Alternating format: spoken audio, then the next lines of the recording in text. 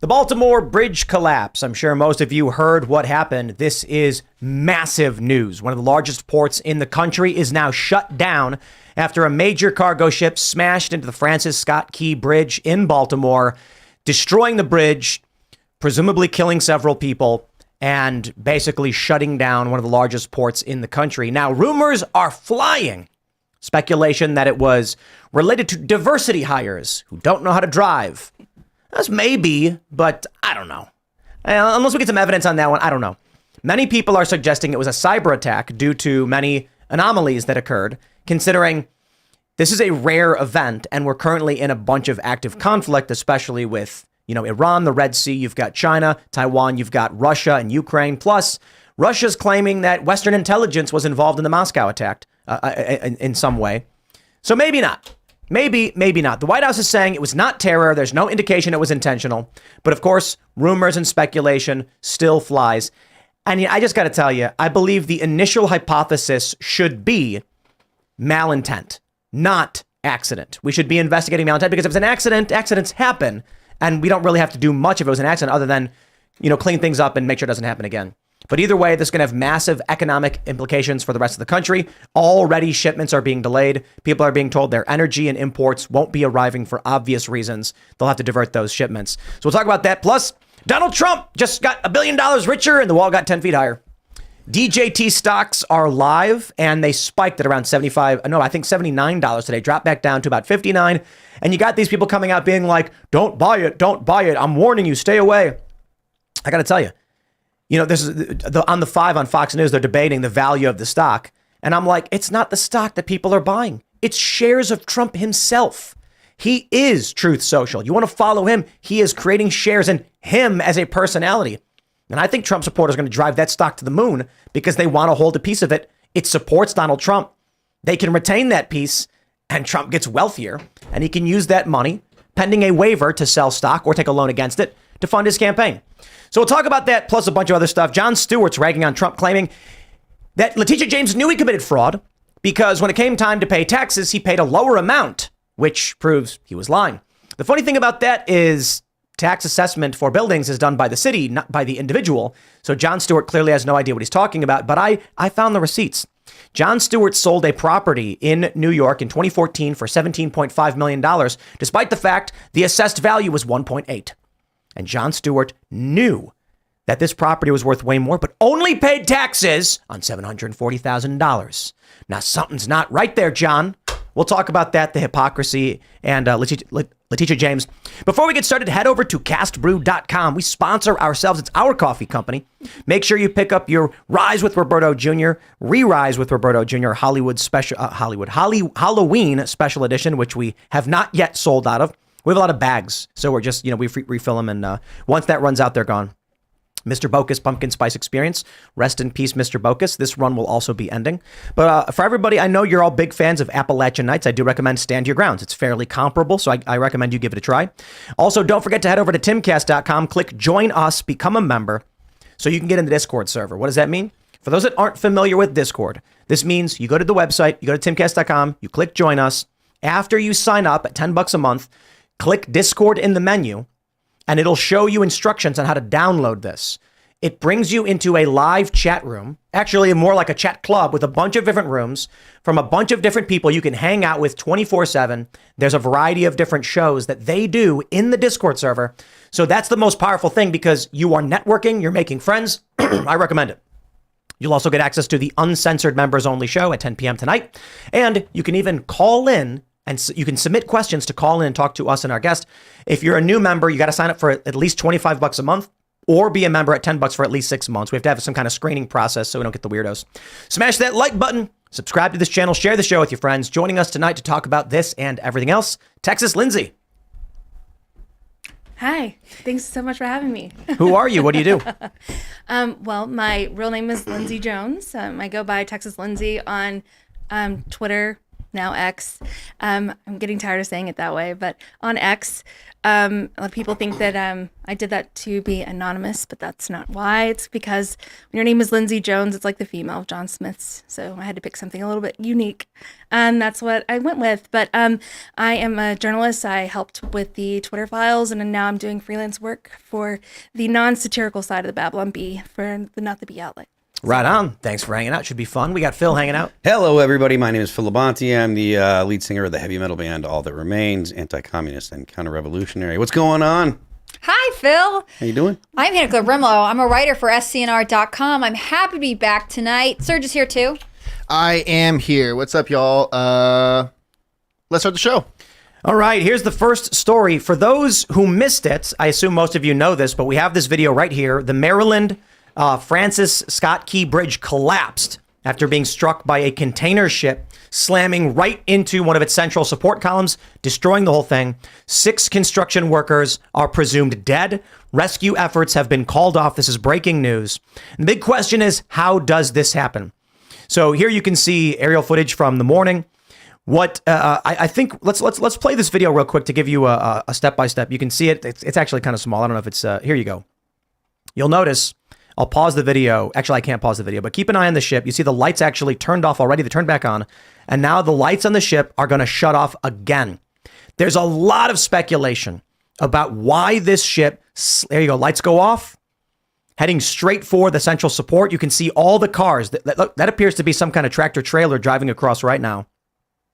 This was around 1:30 in the morning today. And that truck driver right there, very lucky. You can see these work vehicles, not so lucky. And we're a few seconds out before this thing finally slams. And you can see the lights have turned back on.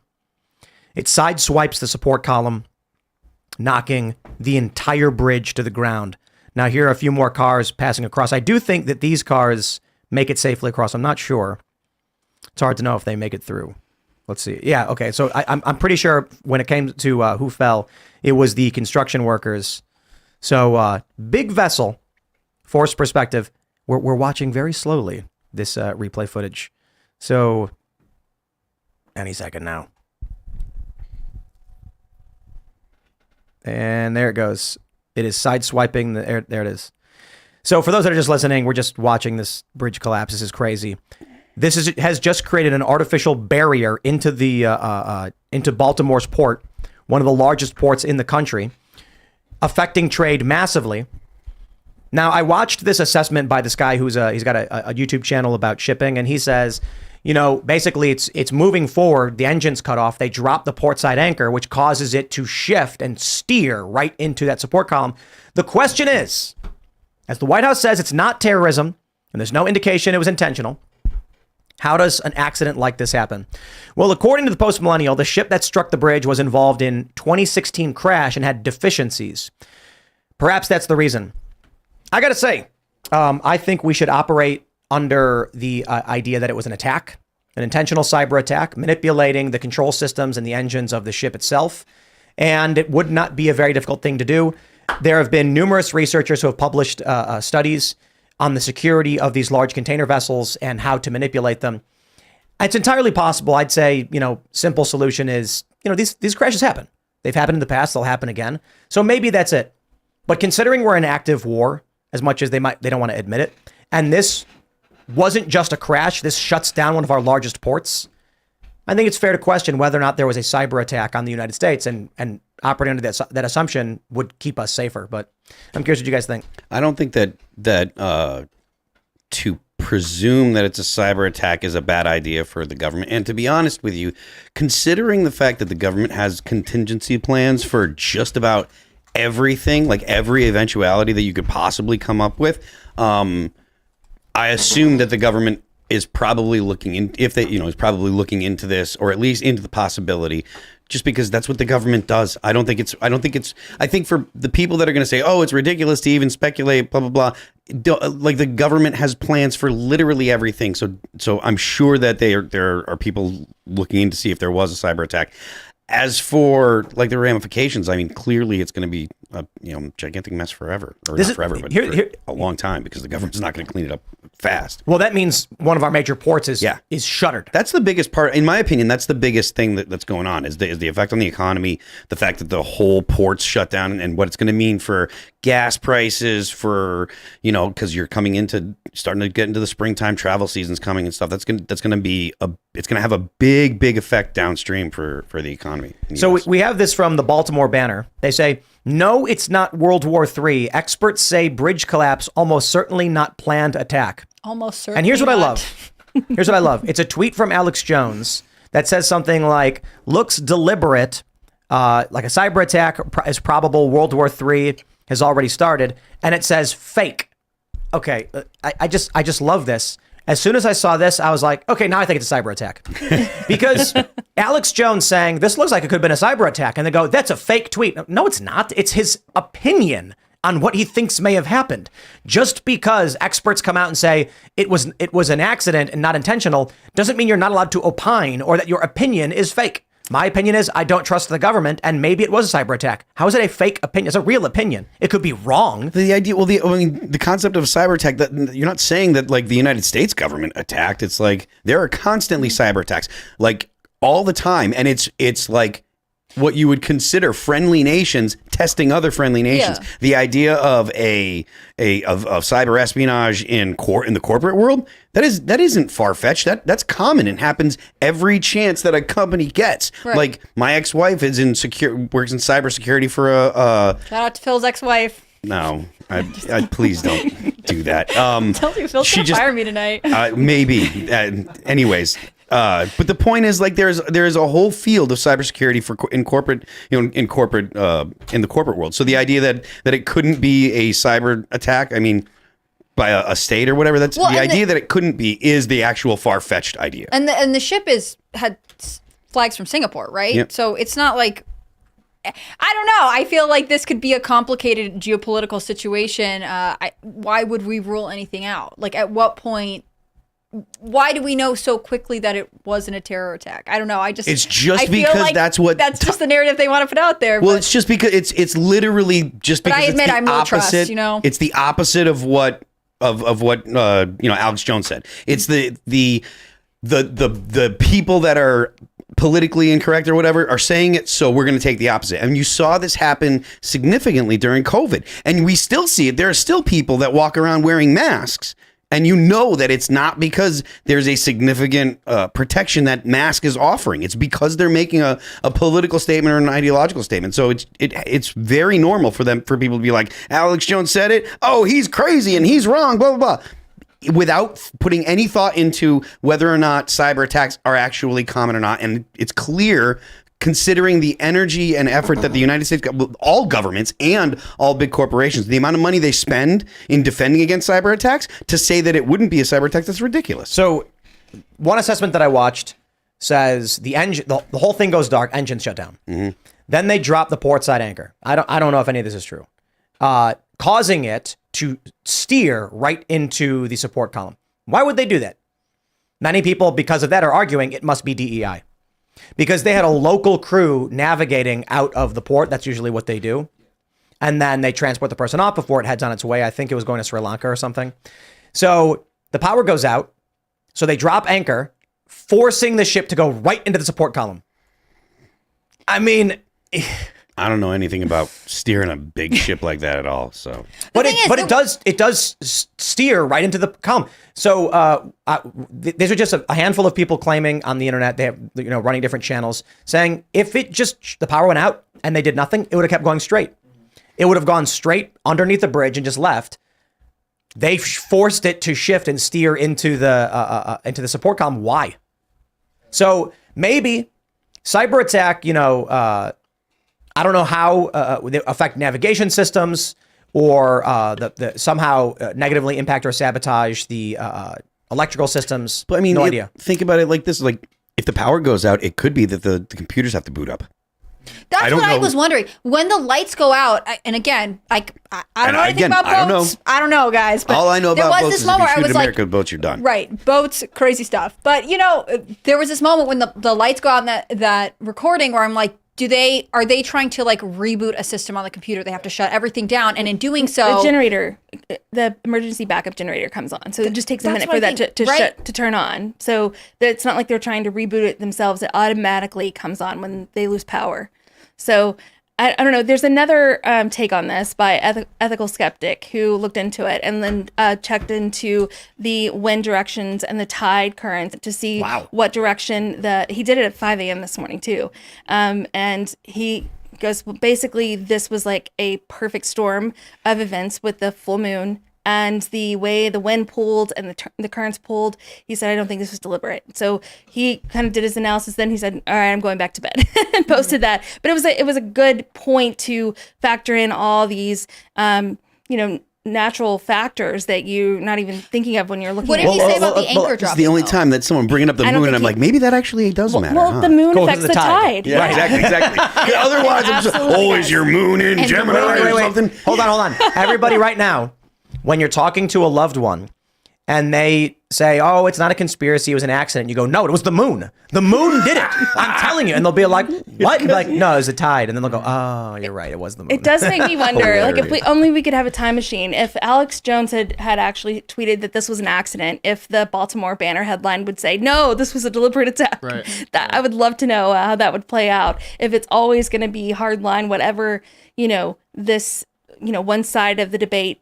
Right. It was politicized. It was politicized immediately. Mm-hmm. Yeah. I just want to know what happened with this anchor, right? So like, if there's a malfunction on the ship and the anchor drops, or does someone press a button and the anchor drops? Like, I just don't know enough about boats. I came unprepared to IRL. I was not expecting to. I used to sail competitively, and I can tell you, an anchor dropping does not immediately stop your boat. Right. It's got to catch onto something. It's got to sink. Which is why you see that slow drift, right? But I've never been on a boat that size before. Mm. What did somebody say? It was like 3 million? 80,000 tons or something like tons? that. I this morning I tweeted a thread by, I don't know who it is, Cyber Gibbons is the name, like you would spell it. And I'm retweeting it now, and he goes through what he saw, and he does a good layout of how ships that big work, how the different voltage on different engines that they have to use. I guess they have to use multiple engines to start the main engine and stuff, but he goes through a big list of it. I just retweeted it. If anyone is interested, you can take a look at it. But it does sound like to me, it sounds like I don't know what caused the power to go out, but once the power was out, it was doomed. As soon as the power went off right in the beginning. Yeah, but not to slam into a support column. What I'm saying is they couldn't get it back. It was drifting, and they didn't have the ability to get control. And it's moving at a fast pace because of the weight too. So but it's not going to turn. Something turned it. Those currents at like a harbor are going to be so intense, and that's why you have a harbor pilot that actually drives it. Like they live there and study that just to make that passage. How is this possible? Wind. How is this possible? Science. No. How come there are no large barriers protecting central support columns for bridges that cost tens of millions of dollars and took 5 years to build, and whose destruction could disable one of the largest ports? How is there no large barrier? And one of the only roadways that allows hazardous materials. Like, you can't take hazardous materials, from what I've read today, anywhere else that has the tunnels that go through Maryland or Baltimore. They have to take this route. Now they can't. So it's going to... How am I supposed to hear all of this and then think anything other than it was an intentional in some way? Well, who's going to benefit from these routes being Russia, deterred? China. But who was at the helm of the ship? Do you think it was Singaporean? A Singaporean? No, it was they say it was a local harbor crew, but it's a Singaporean ship. Huh. Well, it could be a cyber attack, but I just think that you have to have proof of that, or at least be seeking proof to investigate. Let's play Occam's razor then. This ship driver slipped on a banana peel, spun in circles, and headed directly for the one part of the one of two parts of this bridge that would destroy and disable one of the largest ports in America. Or we're at war and our enemies have been cyber attacking us relentlessly. In the news already, there are numerous reports of Chinese cyber attacks on the United States. So the solution that makes the least amount of assumptions is we're at war with Russia. Russia targets a ship, disables the largest port in America, versus a perfect storm of weather, tides, an ill-prepared crew, two random power outages, and a dropped anchor at the most inopportune time, causing it to shift perfectly to the central support column of a bridge that collapses, killing people, disabling hazmat transportation, and shutting down one of the largest ports in this country. Okay, by all means, that may be the explanation, but the simple solution right now is our port was attacked. By the moon. No, that's the crazy one. It's like, well, the moon was there and the tide was here and the wind was blowing in this direction. Look, man, when it comes to 9/11, what like we were attacked. That's the simple solution. But they knew immediately that we were attacked, and they knew exactly who did it within hours. Like that was the craziest thing. So that was like all that came out really fast. But but it's not come out at all about who's behind this. No. Because of politics. My point is, when it came to 9/11. There was no question of pilot error, the perfect storm, planes had been veered off course. No, they knew exactly who did it, how they did it, why it was done instantly. So here we are, and they're not the same circumstances. I get it. They're very, very different. If there were two boats, I think we'd know. If there were two bridges and two boats that have been hit, then we would absolutely be in agreement. This is my point is simply intentional act makes the least amount of assumptions than the perfect storm of accidents disabling one of our largest ports. Like it's a strong coincidence that while the U.S. was just accused by, I shouldn't say the U.S., but Western intelligence was just accused of aiding these terrorists in Moscow. Well, a day later, they're not just accused. Victoria Nuland's departure speech bragged about what's going to come and how she had a present for Putin, and then it happened. So perfect, fine.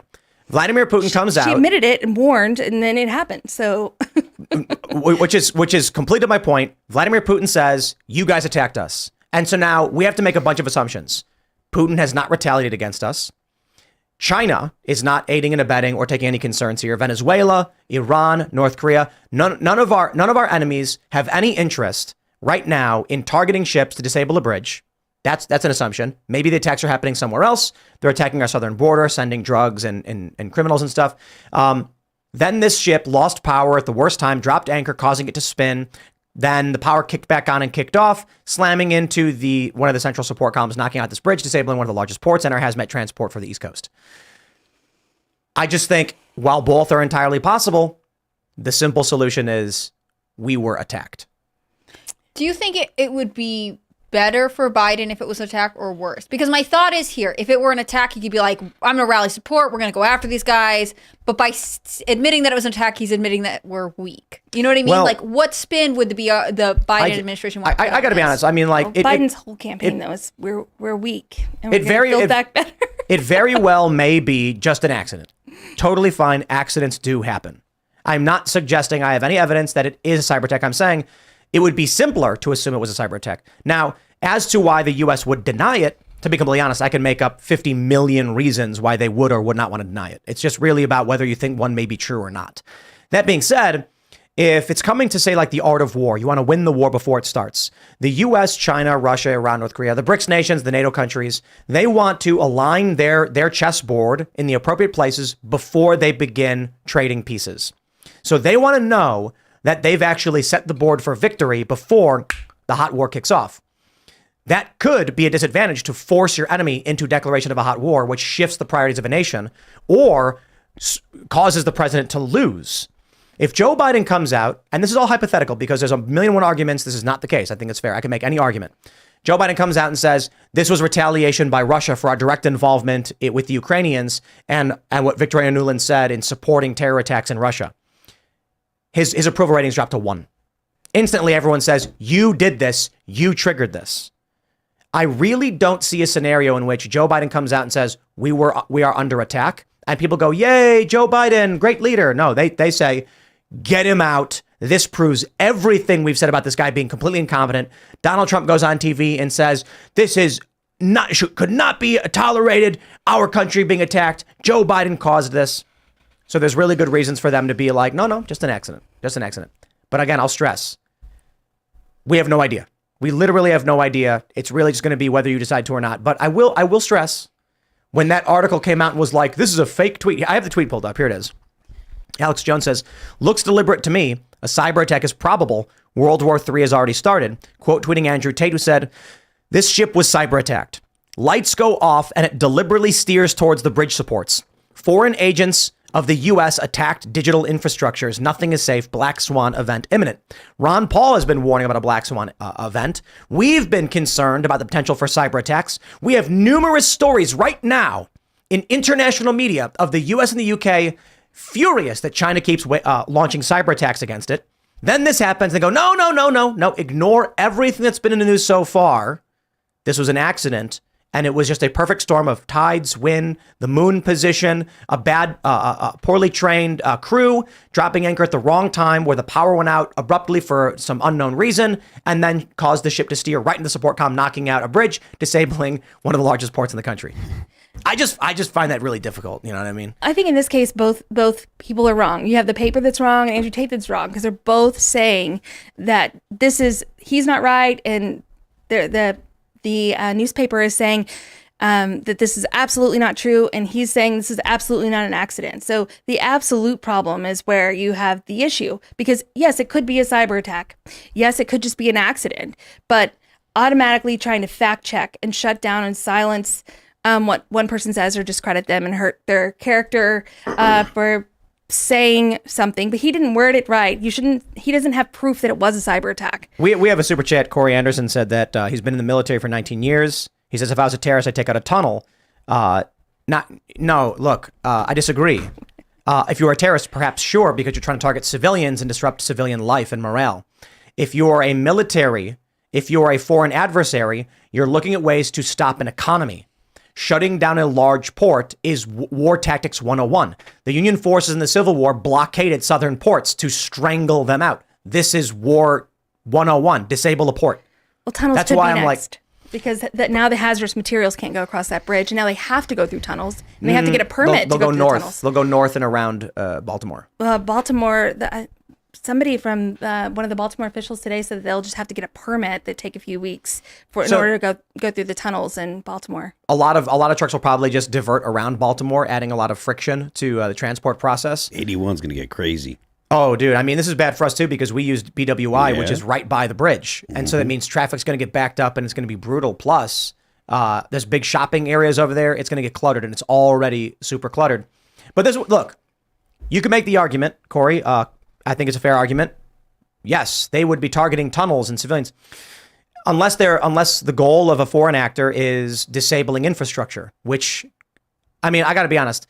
Do you want to attack civilians, which rallies public support against you, or could shock a system? I mean, maybe. Or do you want to take out your enemy's ability to drive their car? You know what I mean? It's like, what do you choose to do if you're trying to win a war? Do you scare people, disable the internal routes of a city, or remove the entire opportunity for them to bring trade in? I don't know. Again, I'll stress, I got no idea. It's all wild speculation. But I suppose we'll just let's see. What do we have? I got a bunch of stories about this. I think we already covered most of it. Engineers raising questions about the support in of the bridge, why there were no barriers there. I think that's fairly obvious. So I guess we'll just we'll jump to the next story. I think we have it here. Let's talk about Donald Trump. Truth Social parent company shares skyrocket during market debut, triggering trading pause. The jump was so big, it opened at $49.95 and quickly jumped to $72 before 10:30 a.m. We have this from Yahoo. It's currently sitting at close at about $58, $57.99. We saw the peak was around, I believe it was $70, what do we have, $77, or was it a little higher than that? About $77. So currently now sitting just shy of $60. Looks like Donald Trump just made about another $1 billion. This story, I think, is one of the most important stories in U.S. history. Donald Trump has, and I can't believe it's not been done before, but I guess with the rise of the Special Purpose Acquisition Company, the SPAC, you're buying shares of Trump himself. So you can buy shares of Trump's company. I'm not saying you should. I'm saying when on Fox News today, there's that liberal woman, I don't know her name, but she was like, it's not worth it. The company, there's no way the stock is worth it. Nobody cares. Trump supporters are buying shares of Donald Trump, and they're not going to sell them. If someone tries to short, do like an institutional short against DJT, all Trump supporters are going to start buying up and holding, and they're going to shut down these institutions that try to attack the Trump stock. Meaning, the likelihood based on the Trump fervor, his support base, is upward trajectory. I don't see why the stock would go down. Trump supporters who are buying it and driving it high aren't the ones who sold. It was probably retail investors who bought into it, decided to cash out, but Trump supporters are buying and holding. This means that Trump can fund his campaign off of this stock. He's made himself one of the wealthiest people, top 500 wealthiest people in the country. This is kind of wild. Imagine this. This is actually one of the Krasensteins brought this up, and I am equally concerned about this. Let's say China starts buying up a bunch of shares, driving the price skyrocketing. Trump then sells a bunch of the shares, cashes out a cool $1 billion and funds his campaign off of it.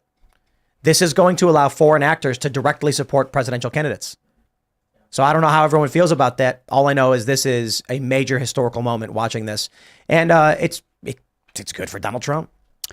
Yeah, I mean, it's definitely good for Donald Trump. There's, the problem of his bail or bond kind of goes away. We've talked about this last night. It should be, in theory, it should be easy to be able to find someone to loan you the money against that kind of stock. That's what Musk did to fund his purchase of X or Twitter, whatever you want to call it. So, it's good for his wallet, and He's going to fund his campaign off it. Yeah, I think that as long as it's not illegal, I don't know campaign finance laws, and I don't know what kind of laws surround it. But if there is any law that he even approaches breaking, there is going to be a DA frothing at the mouth, ready to issue charges on him. So Trump could jaywalk right now, and they'd give him jail time for it. Yep. They're going to be like, well, it is a petty infraction that normally gets a ticket, but when you did it, jail for life. Yeah. I'll give it 30 days for jaywalking. 30 days. That's really horrible. We talk about the ramifications of this kind of abuse of government, on a essentially just an American citizen. It's unprecedented, and it's definitely set the tone for the way that people feel about New York entirely. Look, going into the city for my band, playing in the city is tough because you've got, your bus, and you got trailers, and you got parking, and it's a pain in the butt. I can't imagine, and there's all kinds of fees and stuff that you have to pay just to get your vehicle in and stuff. There was a time where they were talking about can't bring your bus in, you have to drive in vans and stuff. So it's always been weird and a pain in the butt. I can't imagine what it's like for a large company to try to build a building there. It's got to be a nightmare. And then with the government, the state government saying, look, we're going to attack this political person, or attack this person over politics we don't like. Kevin Leary, is it O'Leary or Kevin Leary? O'Leary, I was just Kevin going to say, O'Leary, he is going on a mission right now. Is he doing more? Please tell me more. Well, he's just going on every media, it's the full media circuit. Okay. And every interview, just going off and screaming at the top of his lungs, like, this is not America. You don't do this. This is destroying everything. And he's like, I'm about to go raise $3 billion to build a new data center. He goes, and I won't build it in New York. He goes, nobody will. Everybody keeps asking me all around the world, what is going on in New York? And he's like, well, I just trust me. This is not normal. This is not the case. He's like, but we've got to do something about this. It's got to be overturned. It is making everybody nervous to spend money in this state and city that, O'Leary loves, but he will not spend another dime there right now. It's a bad investment right now. It's horrible. Nobody wants to put that kind of money up with that risk on the line. It's just not worth it. It's scary. Yeah, and another thing that people don't, I think your average person doesn't think about very frequently is when you're dealing with, loans and the amount of money, the large sums they're talking about, like 1% and 2% of billions of dollars is a whole lot of money that people are not okay with just watching, evaporate. It's like, you might be like, well, I can go ahead and deal with, 2.5 points on my, or 0.25 points on my loan or whatever. But those same 0.25 loan points on something at $1 billion or whatever, that people aren't messing around with that kind of money. So if there's any kind of risk, the first rule of investing is preserve your capital. So reportedly, Trump, Truth Social loses $49 million over the same period, makes somewhere around $3 or $4 million. So the argument, plainly from a lot of people, is there's no way this stock is anywhere near this value. especially when you look at other larger companies that generate a healthy profit that don't have a stock value of this high. But this is what's scary to me, is that it doesn't matter if the stock makes money at all. It doesn't matter if the Trump supporters want to buy it. They do. The corporation or Trump could sell these shares to fans and use that capital to finance the platform.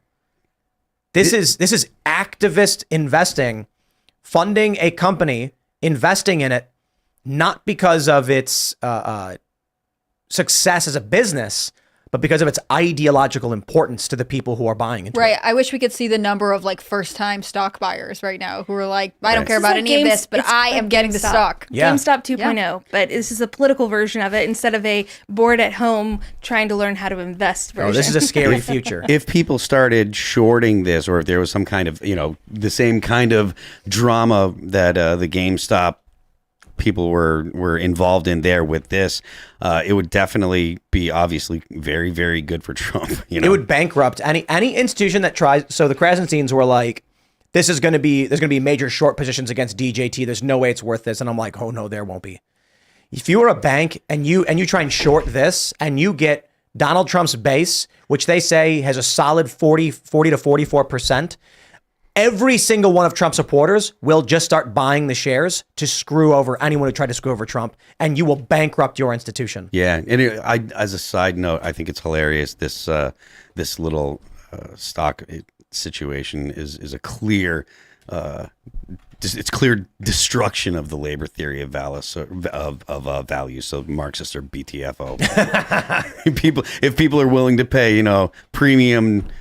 Just because a premium price, just because it says Donald Trump on it, don't tell me that the and they worker are sets the dude price. sold NFTs and he sold them out. I was a little surprised this didn't debut at $45. Like I get $49.99, but 45 is his presidential number. Yeah. So I didn't know how gimmicky we were going to go with stocks. I love that he sold NFTs as trading cards so that way boomers would buy them. And they sold out. Yes, I know, it's great. I love it.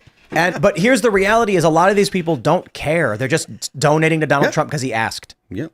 And I don't think anybody thought like this Donald Trump astronaut card is going to make me a cool $1 million. They were just like, I'll buy it. I'll help Trump out. Those are the same people that got 2 bottles of Trump water from El Dorado or from wherever. They brought one home to put on the mantle, and then the other one they drank. Yeah. They wanted to show their friends. I mean, the thing about Trump is that he has such a strong base that really rallies around him. They believe in what he symbolizes for the country, so they're willing to say, like, I'm going to buy your stock, I'm going to buy your wine, I'm going to show up for you in ways that I wouldn't just for a random presidential candidate, because he has turned this into something larger than just politics. When I was working at Fusion, you had the narrative from a lot of these anti-Trump people, like, oh, Trump's had all these bankruptcies. And there was one story like, where's Trump steak? Where's Trump magazine? Where's Trump water? And, I Googled it and I was like, oh, those are white label products for his golf resorts and his hotels. So when you go to Trump Doral, you can read Trump magazine and you can get a Trump. I don't know if they still have it, but when I was there, I'm pretty sure they did. And so certainly when I checked into my room, this is really funny because my assistant booked me a room at Trump Doral for some reason. I was like, hey, I'm coming to the office. I need a hotel. And Trump Doral was right next to the Fusion office. Awesome. So they put me at a golf resort during like the World Championship golf game. What year was this? 2014, I think. Okay, so this was like, that makes sense. No. I think this was... They would be averse to it now, right? No, this was 2015 or 16, actually, because this is when Trump was... Obviously, 2014 was too early. It was the end of 2014 when I started, so this was probably end of 2015. And so, what do I see? Bottles of Trump water. So I took them, and I brought them back to New York, and I was like, my friends...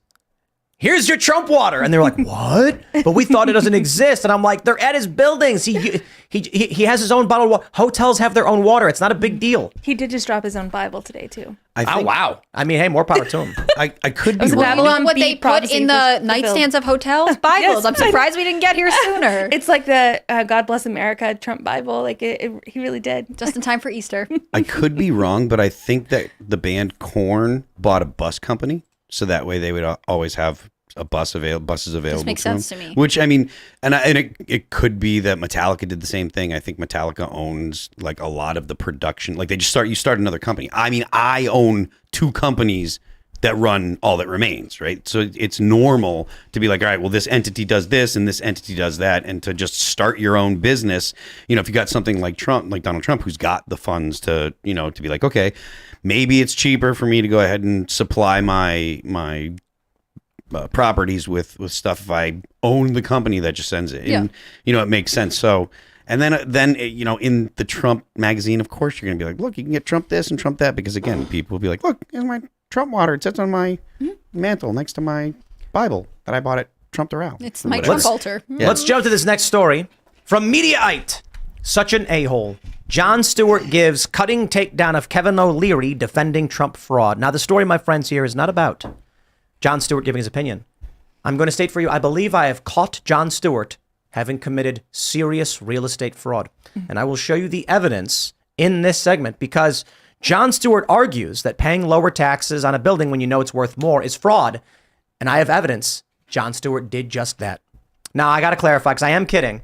I don't know exactly how much Jon Stewart paid in his taxes. I do know that he sold the property well above its tax assessed value, which in his argument is undervaluing the property, which is fraud. He clearly has no idea what he's talking about, or he's intentionally lying about Donald Trump's fraud case. So here we go. So Kevin O'Leary, not just the co-host of Shark Tank, Jon Stewart says an a-hole. Stewart opened Monday night's show, The Daily Show, searing takedown of the conservative media's victimless crime defense that the business valuation fraud for which Trump has been found liable. The TDS host, wow, that's actually pretty good. The Trump derangement syndrome host aimed at many targets during his monologue, but hit no one harder than O'Leary. Quote, the Attorney General of New York knew that Trump's property values were inflated because when it came time to pay taxes, Trump undervalued the very same properties. It was all part of a very specific real estate practice known as lying. Okay, now hold on there a minute. So this is how Letitia James knew that Trump was committing fraud, because when it came time to pay taxes, Trump undervalued the properties. Okay. For those that don't know, and I assume most of you do, but many don't, and I think it's fair if you don't, there's something called a tax assessed value and a market value. They are different. A tax assessed value is what a local tax assessor from the government, they come to your property, they say, we think your property is worth this much. You got to pay taxes based on what we think your property is worth. Market value is determined by appraisers, or quite literally by you. If you're saying, I won't sell my house for less than $1 million, and they'll say your house is worth $10. I don't care. You want it, it's $1 million. That's the value I'm giving it. Now, an appraiser will give you a general assessment based on the market and other comparable properties. So it's a fair determination based on comparable properties, not necessarily what you want to sell it for. There is still a difference. Jon Stewart's making the argument that Kevin O'Leary is wrong, that Donald Trump committed fraud because he paid taxes on an undervaluing of the building instead of paying what its fair market value was. Let's not mince words. From the New York Times, Jon Stewart sells Tribeca penthouse for $17.5 million. Wow. This is from the New York Times, publicly available information on a major news website. A sophisticated penthouse at 161 Hudson Street, configured as a duplex loft with 2,000 square feet of outdoor options, nearly 6,000 square feet of interior space, sold for $17.5 million, and was the most expensive sale of the week, according to city records. The voluminous unit number 9A and 8B, with more than 40 windows providing exposures in 3 directions, has been owned since 2005 by the television pundit Jon Stewart, host of The Daily Show. Well, according to publicly available county records, January 5th, 2013, the tax assessed value of 161 Hudson Street, we have it right here, estimated market value is $1.8 million, according to the government. Its actual assessed value is $847, and it's, I don't know what trans AV means, but they say, subject to adjustments, your 2013-2014 taxes will be based on $748,452. So let's use Jon Stewart's own argument against him. If he's paying taxes on a property he knew was worth substantially more, tax fraud. Why didn't he go to the city and say, no, guys, the real value of this is $17.5 million. I know what it's actually worth. If I were to pay you less, that would be fraud, according to Jon Stewart's own arguments, right? Now, here's the best part about Jon Stewart's argument, because the dude clearly has no idea what he's talking about.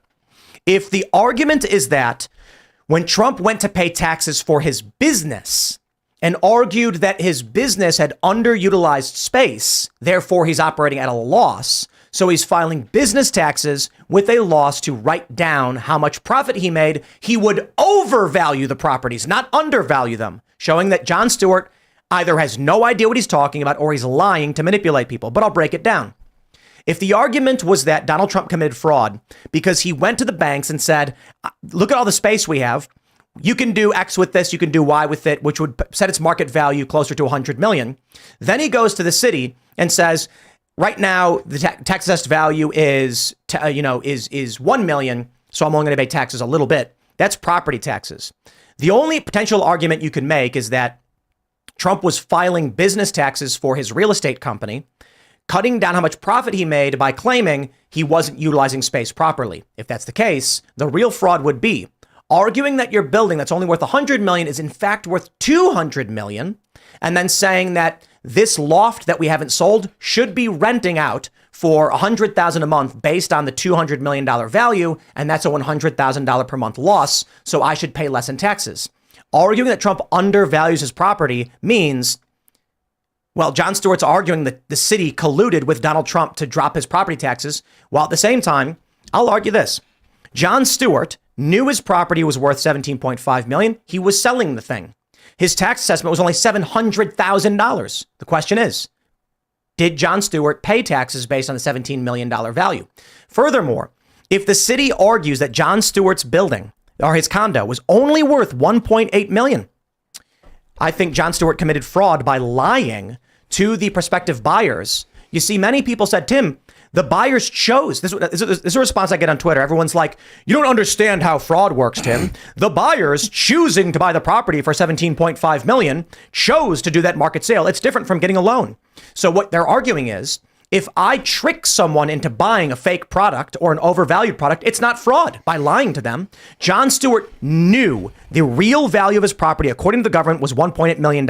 How dare he lie to a prospective buyer and claim it's worth more? That poor buyer bought the property and then went, oh no, we spent $17 million on this.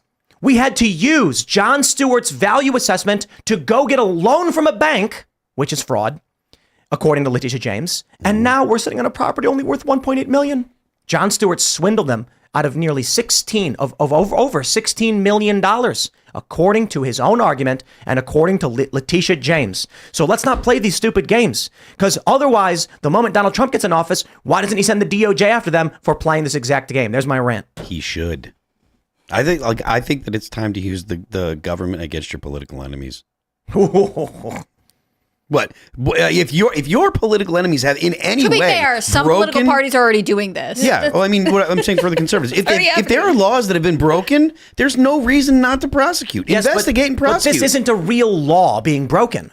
That's why. Well, I mean, I agree. The reality is, and I was actually shocked by this. I pulled up Zillow. And I was like, let's debunk Jon Stewart's ridiculous argument by going on Zillow.com and showing you the sale price is different from the tax assessed price. The government determines how much you pay, not Trump. Trump, of course, is going to maximize his value. It's not fraud. What I found is crazy. There's $20 million lofts with a tax assessed value of $700,000. And I was like, how is that possible? You know, most houses. So I looked in Seattle, Washington at houses. $800,000 house, tax assessed value, $500,000. Okay, makes sense. You're selling it for $800,000. The government thinks it's worth $500,000. That's like fairly comparable. It's like almost. Jon Stewart's property was worth $17 million and he was only paying taxes based on $748,000. Now that is some bull. And that's what they do in New York, because people would probably flee if property taxes were actually based upon the true value of these condos and these lofts. Jon Stewart played the game. He knew the game, and he's lying to the American people for political power because he's a scumbag. Yeah. I mean, if you look hard enough, you can find anybody who's committed a crime at some point. And I mean, they even changed laws for Trump in New York to go after him for the rape accusation. There was that was outdated. She couldn't come forward and do that. And they said, well, we're just going to open up a window so that these claims can be filed, just so we can go after him for the crazy lady with the Eugene Carroll. Yes, Eugene Carroll with the. I guess I can't even say her cat's name because it's not on this part of the internet. She's so crazy. I mean, yeah, it's just she's wild. So we look at this document. They changed the law for a nut job to file, a suit against a former president. That's how crazy it's gotten. New York has been taken over by communists. I agree. Literally, the people that are elected are communists. You take a look at this assessment roll from 2013-14. They mention that property is assessed at the following uniform percentages of full market value. Class 1 is 6%, class 2, 3, and 4 is 45%. This is building class R4. So I'm assuming the reason why he's paying based on $748,000, it hits a class 4 45%. But the estimated market value is only 1.8. How does New York operate this way? I mean, let's just be real. If the argument a lot of people have made against Trump is, oh, what? So because everyone's committing fraud, Trump should be allowed to do it? And I'm like, dude, if everyone's committing fraud and they all know how the machine operates, there's no fraud. It is just the rules. Fraud would be if I went to you and said, hey, this rooster, it's actually a unique, ancient, it's worth $1 million. And if I sold it to somebody, that's fraud. I lied to them about what it was. So Jon Stewart, by his own argument, should not be allowed to sell his property for what he did. He should have had to go to them and say, look, it's a $1.8 million property. That's it. But rules don't apply to Jon Stewart. Nor other Democrats. It's weird how if you're in the right party, you don't have to get prosecuted for things that conservatives definitely do have to face charges for. I'm noticing some sort of pattern. I do see them kind of going after the mayor of New York City, though. I think he spoke out of line one too many times and has become... Because of illegal immigration. Exactly. Yeah. If you speak out, they'll come for you, too. So nobody's really safe. Well, I mean, that's kind of typical of the left. It's if you step out of line or you get canceled, whether it be, support by people in your party or if they're trying to kick you out of your job or whatever, like that's a standard practice on the left that's been that way. It's not a surprise, and everybody that has thrown their lot in with the left should understand that you are only as useful as the current thing is. As soon as you step out of line, they will toss you under the bus. You can ask the radical feminists, the trans exclusionary radical feminists. Those are TERFs now, and they are under the bus. They used to be the cutting edge of You're feminist just a boring thinking old woman. Yeah. Too bad for you. Bring on the new women, anymore. the one with penises. I want to give a shout out to our good friend Brian Krasenstein for this tremendous display. On Twitter, I said, did Jon Stewart commit fraud when he sold his penthouse for $17.5 million? New York listed its market value at 1.8, et cetera, et cetera. You know the argument. Brian Krasenstein argued. He responded, let me explain this to you in simple terms. Oh, this gets good, my friends. Jon Stewart sold his property to someone who wanted to pay $17.5 million for it. I'm going to pause there and just try to explain this to Brian in simple terms. Brian, when you lie about the value of something and trick someone into paying for it, there is a fine line between fraud and not fraud. I am not literally saying Jon Stewart committed fraud. I think he's allowed to value his own property at whatever he wants and sell it. The argument is, tongue-in-cheek in this regard, that Jon Stewart knew the government assessed the value of his building at $1.8 million and he sold it for $17.5 anyway, therefore artificially inflating the value. You see the point I'm making? It's based on the Democrat logic. He says Donald Trump lied to banks and financial institutions not only about the value of his properties, but about how much they were earning, the size of the properties, the number of units that could be built on the properties in order to deceive them into taking risks they should not have taken and lending him money they would not have lended him. One case is someone selling a property over the state's estimated market value because demand is there, with both parties entering the agreement knowing the terms. We don't know that. Do we know that the buyer knew what the assessed value was? I'm assuming they did. The other is called fraud and was on a massive scale. I got to pause you there. The banks did their own due diligence and argued there was no fraud. Furthermore, none of two even matters because there was no trial. You can argue anything you want about what you claim Trump did, but you have never proven it in a court of law. The judge had there was a summary judgment issued. Trump was declared to have committed fraud without presenting any evidence at trial nor defense. So you don't get to just assert a thing is true unless you prove it in court. And unfortunately for you, your psychotic Engoron judge didn't allow that to happen. So you live in crackpot cult world where you let despots bang a gavel and strip people of their property. But it gets better. You see, I responded to our good friend Brian saying, Brian, let me help you. Because I know it's hard to Google. Jon Stewart argued on his show that paying taxes on a lower assessed value, then claiming a higher market value, is fraud. To which I posted the quote. The Attorney General of New York knew that Trump's property values were inflated because when it came time to pay taxes, Trump undervalued the very same properties. It was all part of a very specific real estate practice on his line, arguing that Trump was called out for fraud because he claimed his properties were worth X, got loans against them, but then when he went to pay taxes, he used a lower assessed value. To which Brian responded, show me where he argued this. Oh my God. Okay. I'm appreciative of this, Brian. Simple terms. I do appreciate this because it makes it easy for me to explain to the viewers.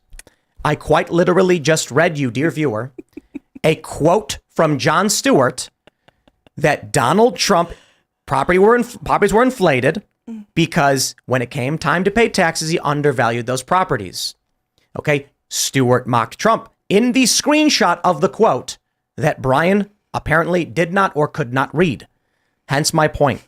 Brian has no idea what he's talking about, has not followed up on any of this information, and believes that if a judge without a trial bangs a gavel and says, I hereby decree, it is now fact. Sorry, I live in the world of meritocracy and jurisprudence, meaning if a judge wants to accuse Trump of wrongdoing, if a DA wants to, if an attorney general wants to, they have to prove it in court, and they never did. Therefore, Trump is innocent of all charges of wrongdoing, and nothing you said is a proven fact. It's speculation and conjecture where a judge banged a gavel and there was no trial. Sorry, have a nice day. There we go. There's my rant on Trump did nothing wrong. The other day, Brian tweeted something about, I forget what the tweet was, but it was just about in support of Biden. And I was like, you supported Biden forever. And he was like, show me where. And I'm like, what? So then me and a bunch of people just inundated him with all these times that he supported Biden's, the left's kind of craziness. And then he didn't say anything back. And I wasn't surprised because. Yeah, they just don't respond. If I ever say anything to them, they don't even they don't even respond. And I'm just like, fine by me. He always the thing is when he says show me where, and then everybody just piles on with a bunch of evidence, and then he's just he leaves it up. You could delete it. Maybe he's busy reading it. He's just trying to see what everyone says. He's catching up on all the good information. It's all grift. And it's I can't even take this guy seriously at all. Well, as you know, I'm super active on Twitter. I'm very good at this. But no, I mean, it does. It's one of those things where you can log out of the conversation when you decide the other person, you can pretend you didn't see the post where they're right. And you can be like, well, it's fine. I got the last word, And my posts on Trump my post about Jon Stewart was not to make any argument on the veracity of whether Trump did or did not inflate vows and none of that. None of that really matters to me because there's never a trial. You're trying to show the hypocrisy. It's plain that Jon Stewart's misleading yes, people. Yes. And of course, the Krasensteins are known for this, deflecting and redirecting to a different argument so that you're no longer arguing the initial point. But did you guys know that the New York Post reported on March 17th that Letitia James, who was apparently accused of being friends with somebody, they lied about the value of a building, got a loan against it, didn't pay it back, and they're currently in default, and she's not brought any actions against them. Yeah, this story's whack. I've been following the story kind of closely because I find it so interesting. The Irish, so in New York, for a nonprofit like the American Irish Historic Society, or I can't remember what it's called, to be able to pay off their creditor, they wanted to sell their building, and Letitia James was like, no, I don't want you to sell the building. I'm going to take possession of it. And if I'm remembering correctly, she also forgave the creditor. So they're facing charges for something that they had no recourse because of Letitia James to solve. It's such abuse of power, in my opinion, that I wish New York had some way of taking her out of office, but it's a blue state and she's a super progressive AG. No one is going to bring her up on ethics complaints. No one's going to be able to fight back. And instead, she just gets to kind of run rampant. I mean, she's investigating all kinds of people, and there's kind of nothing we can do because she's a state level activist who's holding political office in a state that's going to protect her at all costs. The lawsuit alleges that Doyle was given fraudulently inflated valuations. Cahill and the society's current president made representations to Doyle that the building had air rights and could be built or rebuilt higher than its current height. In reality, there were no air rights, and the actual value was closer to $20 million. Tish James said nobody is above the law, which should include Tish James, who seems to have actively aided and abetted in the art of the steal. So she's being called out because of selective enforcement. And remember, everyone was upset however many weeks ago, I mean, when this was going on, around the time this report was released, that she was going to take control of all of Trump's properties. She's already doing that. This is evidence that if you're a group she doesn't like, she can do whatever she can to get control of your assets and properties. And I think that's disturbing, right? And again, like I said, she's going after a lot of organizations, and some of the organizations have properties in other states. So what's to say that she's not going to say, hey, I also want to possess that because I have decided that because you are, registered in my state, I am more important than any sort of boundary of power. And I think she fundamentally believes that she is above the law because she is the law. Let's jump to news about our good friends over in The Cult. NBC News ousts Ronna McDaniel after network's anchors launch unprecedented on-air rebellion. They fired Ronna McDaniel from NBC before she even started. And they were apparently only paying her, I think, $300,000 a year or something like this, which is pretty low for a contributor. But every single host of MSNBC came out and said, this is wrong. You shouldn't do this. Like Rachel Maddow lost it, Joe Scarborough. And so NBC News, this is supposed to be a news outlet, could not handle the former chair of the RNC being a contributor on their show because these people's brains are broken. The intolerant left is destroying the country, and every person that spoke out against her and denied being a part of their network is the problem. Not being able to tolerate someone with different political ideology or different views or different ideas is what's wrong with the news, why no one trusts it, and why nobody wants to turn on the TV and see these people talk. And that's why their ratings are plummeting. This is a serious problem, and shame on them.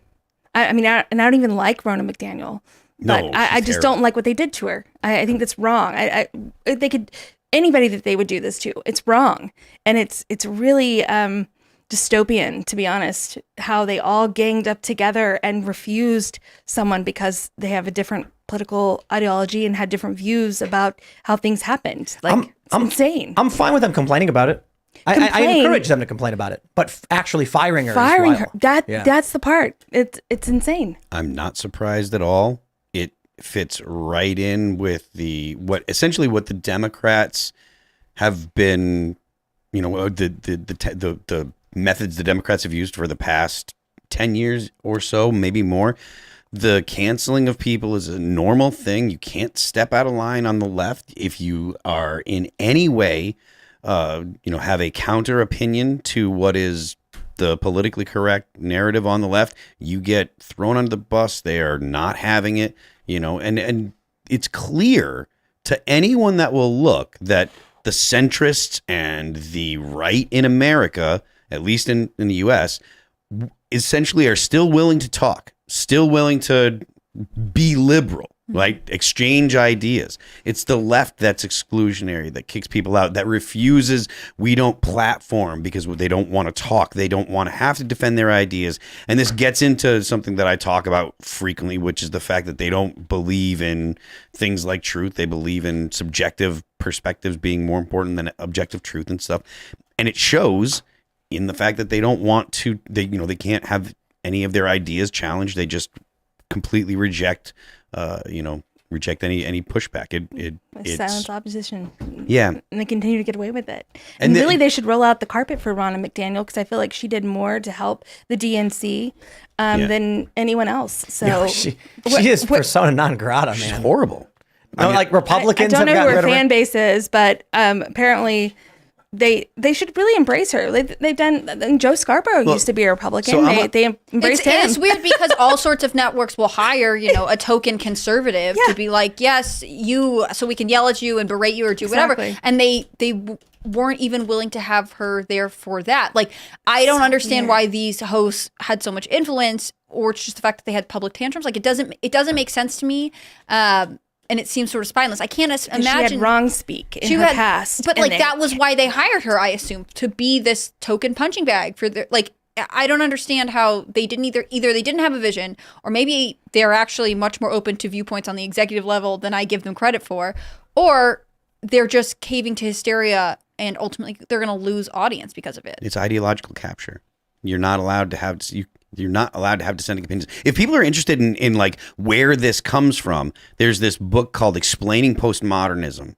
And it's a great book. And it goes all the way back to Rousseau and Kant and Hegel and where postmodernism comes from. And all that you're seeing is the manifestation of a postmodern society on the left. There's no actual rules. Everything is about emotion, which is something that Rousseau talked about a whole ton. He wanted to have, wild man that was living in cities. He wanted he rejected reason. He rejected the idea that you should think about things. He thought that reason failed, and he said that the truest, most honest expression of human beings is to live by your passions, right? And that's exactly what the left does today. They reject reason and they reject reality. They want to assert their beliefs into the world, and it just doesn't work. That's there's a book called Explaining Postmodernism.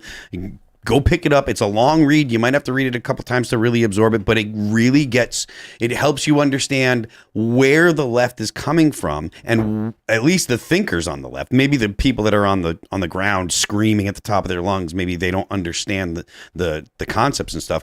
But you are benefited by understanding where the philosophy has come from and how these people think. Well, it's a cult. So I think you adhere to no, that because cult. it's a philosophy. It is a cult, but it is a philosophy that if you understand it, once you understand the philosophy, you can go ahead and predict things that they're going to do, and the stuff that they say makes sense in their perspective, and you're better equipped to argue them. Someone like Joe Scarborough or Rachel Maddow, they're cultists, 100%, not cult leaders. Yes. So I think what we ended up seeing was that they were intelligent people who probably know it's all lies, but also know they can control others by creating a social orthodoxy predicated upon an amorphous moral framework. Meaning today, Wimixin is the word you have to use. Tomorrow, it's women with a Y. Mm-hmm. The day after, it's women with an I. And that way, this perpetual state of wrongdoing will constantly make you in a state of repentance. They can then go to the likes of Rachel Maddow or whatever and say, oh, whoa, you can't say that. I can't. No, don't you know better? Now you can't say that. That way, they are always the arbiters of who is just and right. And everyone else is always scared they're going to get canceled or do something wrong. That's tactical. And that's part of their essentially their tactics. They're very, very good with the left is very good operationally. They have a very good. They didn't used to be. They are now. Well, yeah. I mean, Saul Alinsky really kind of whipped some people into shape or at least the people that read Saul Alinsky's work really whipped the people in shape. But that's what there's so many community organizers and people on the ground. That's all. Those people are all extremely educated in how to be organizers, politically active. There are tactics that they use. There are operational things that they do. There are strategies that they have that the right has been terrible about defending against because they don't know. When you think that you're approaching someone as a liberal and you're expecting them to engage in the argument or the debate from a place of charity, and then they start hurling start hurling slurs at you or just calling you racist or calling you names, the conservatives have no idea how to defend against that. That's why there's been this essentially freezing of people on the right. Every time someone calls them a name, they're like, "Oh, what do I do? I don't want to be a bad person." They don't understand that there's that. And you make fun of them. I understand that, but the point is that the reason why they do that, the reason they attack that way, is because it functionally freezes a liberal. Because a liberal is going to take that attack and say, they're attacking me. I must have done something to deserve this. And people have frozen and they've had no defense against it. And if you understand where the left is coming from and how they operate, then you have a defense against it. And that's something the right has been frozen. That's why the term racist took so long to get people to be like, forget it, I don't care. Mm-hmm. And that's the right thing to do. But it's been so hard to communicate that to the right. So. Right, because I used to grovel and be like, no, I'm not, and I will explain, and no, I'll use your language and anything, so you will stop using that label. Exactly. You stop caring about the label. And the way that the way that the left behaves now is it basically threatens the rest of society, and the rest of society is so afraid of putting their foot down and saying, no, we're not going to put up with your garbage. Mm-hmm. Because they're so. I mean, essentially, it's they're afraid of acting like dad. The society acts like mom. And has acted like mom for 20, 30 years or whatever. And what society needs is a little bit of dad. Well, they say that's one of the big issues in American society, right? The fatherlessness rate and the fact that there's not an expectation for men to fill the roles that they should, especially in communities that really need leadership and direction. Yeah. What is it that like moms are more likely to give the kid ice cream? Is that what the issue is? Well, moms are more likely to do what the child is asking for to get them to stop. Not saying that there aren't moms that'll put the foot down. I'm not denigrating moms at all, and I hate the fact that Phil hates moms. It's the cabinet. He's running for Congress in New Hampshire, and he hates moms. I ain't running for anything. You do hate moms. So No, that's not true. He's running from Congress. As fast as my broken legs will carry me. But now I lost it. What I was talking about. Well, you Moms hate buying moms. ice cream for little boys. Yeah, the thing is, like, moms are kind of more likely to give in to the child, and I think that it's less moms and more a generational thing. I would say that it's millennials have had fewer kids, and they tend to treat their single kids. You have one kid, they get a little more spoiled. If you have 7 kids, it's easy to be like, shut up and go outside and play with your brother and sister. And I think it's a symptom of that. But I think that the society needs more dads that'll sit, or more at least dad attitude. If women are like, just go out, we're gonna vote like we're dads, then that might help too. But dads are more likely to mercilessly beat the child. When I grew up, dads were depicted as strangling their sons who kept skateboarding, especially the out of yellow school. dads, right? Yellow dads. Yes, I guess. Jesus. Well, it's Simpsons, yeah? Yeah, I know. I don't know what you were laughing at, Phil. Homer would a strangle racist. his son. And he hates moms. Phil's out of control. Racist mother hater. I'm not getting into this stuff with these jokes. They take on feet on the internet, and next thing you know, my Twitter's filled with people telling me, Phil hates moms. Phil hates moms. No, he doesn't hate moms. Just moms. He just lightly detests moms, right? He just thinks you guys are doing a bad job, and you're the reason the country's broken. He's mildly discomfortable. Speaking of moms, he has a mild discomfort. I am doomed. Nicole Shanahan's VP speech today after Well, let's kick this off. it was all about moms. Let's kick this off. We have She's here to save you, Phil. we have this story from NBC News. RFK Jr. names attorney Nicole Shanahan as his VP pick. The attorney and entrepreneur, like Kennedy himself, has never run for elected office. Where did she get her money from? Was it from the divorce or something? She divorced Maybe we Serge should Brin? Google it. Where she got her money from? Yeah. Do you know? She was married to the founder of Google. Right. And when they got divorced? Yeah. Sorry, I was making a joke about maybe we should Google it because she was married to the founder of Google. Oh, haha. So sorry about that. That was way over my head. Yeah. Apparently over everyone's. Right, she was married to Serge Brin. I'm wondering, Yes. Is that where she got all her money Yes. from, which she then used to Mackenzie donate? Bezos, this situation. And didn't she also donate massively to RFK Jr.? She ran a Super Bowl commercial for him or something?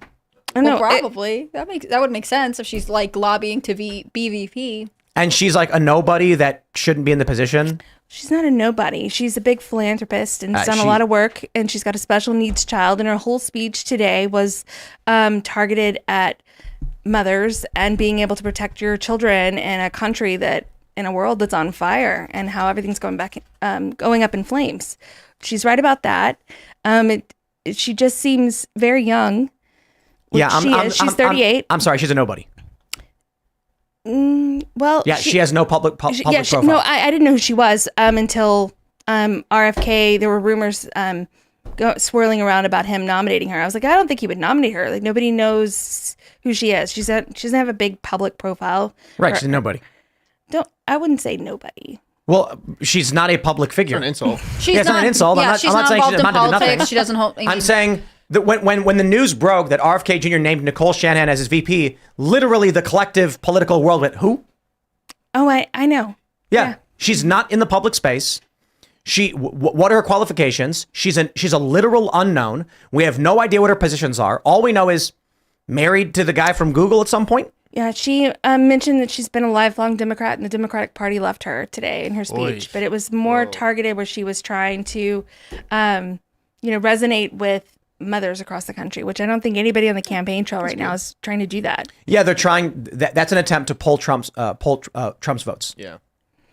When you've got this won't disaffected move Trump votes. I really don't think so. Don't think this mother's relatable. No, I think that even women, I think, and the conservative, on the conservative side that are supporting Trump, people that are going to support Trump are going to support Trump no matter what. Except suburban moms, which is what the Trump campaign has desperately been trying to appeal to. Right, but I don't think they're going to resonate with a 38-year-old mom from California. It's not even California. It's a wealthy tech divorcee.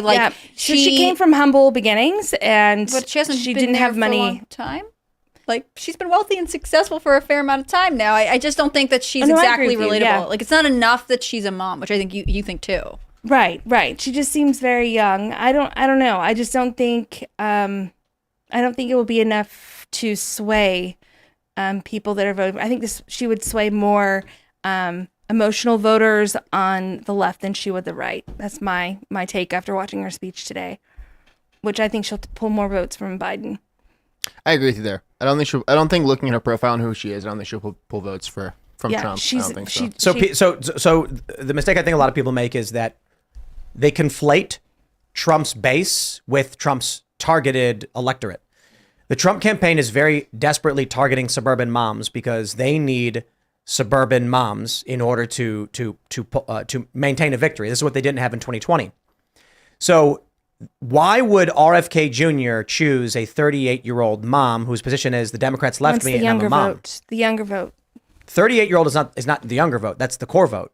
And so so many people mentioned that Donald Trump may choose Kristi Noem or a woman because they want, like, the reason why the Republican Party had what's her Kristi face? Noem would be such a mistake. Who is the woman they had do the response to the State of the Union? From Alabama. Yeah, what was her name? That was terrible. But she's in a kitchen. She's a 40-something-year-old woman in a kitchen because the Republicans are desperately trying to pitch the Republican Party to suburban moms. Yeah. So the only thing I can see here is, why would you choose an unknown 38-year-old mother who makes that her pitch and saying the Democratic Party left me? They are targeting political moderates who are typically Democrats who they want to vote for them instead of Trump. It was Katie Britt who gave Katie the response. Britt? Britt. Britt. There you go. Yeah. So we talked about this. She's in a kitchen. It's like, why is she giving a response for the kitchen? They're trying to be like, look, suburban wives. The setup wasn't even that bad. It was just like, it was like a robotic, like, Stepford Wives moment that was really kind of like bad. Now perhaps I don't know if who this will pull from, but they're certainly targeting the suburban mom. Well, I think they also try to use the angle that she comes from a tech background and knows AI, and AI is going to be one of the biggest threats that our country is going to be facing in the upcoming years, and that octogenarians don't have a clue about what they're up against. So that's one of the things that she tapped into. I think this is one of the most laughably stupid things I've ever seen a politician do in my life. And I watch Joe Biden for a living. Okay, who do you think he should have picked as VP? If Trump picked Nikki Haley, that would be stupid too. But who should have? Oh, absolutely. No, who should RFK have picked as? Now, let's VP? be real.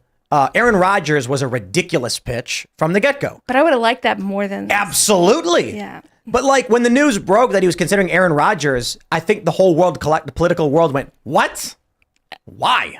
I think it terrified. He was like anti-vax people. and stuff. Didn't he break up with that actress over He's this? been a fan of RFK Jr. for a long time, but especially during the pandemic. So. Yeah, I mean, RFK Jr. could have gone for a bunch of moderate Democrats. I know. Who are like either like if he chose someone with a smaller public profile but was a Democrat activist who's playing the Democrats have gone too far left route. He's got a lot of celebrities in his corner that are supporting him. That Aaron Rodgers makes more sense than Nicole Shanahan. It does, but I think he's got a lot of years left in his he might have said NFL Jane Doe. career.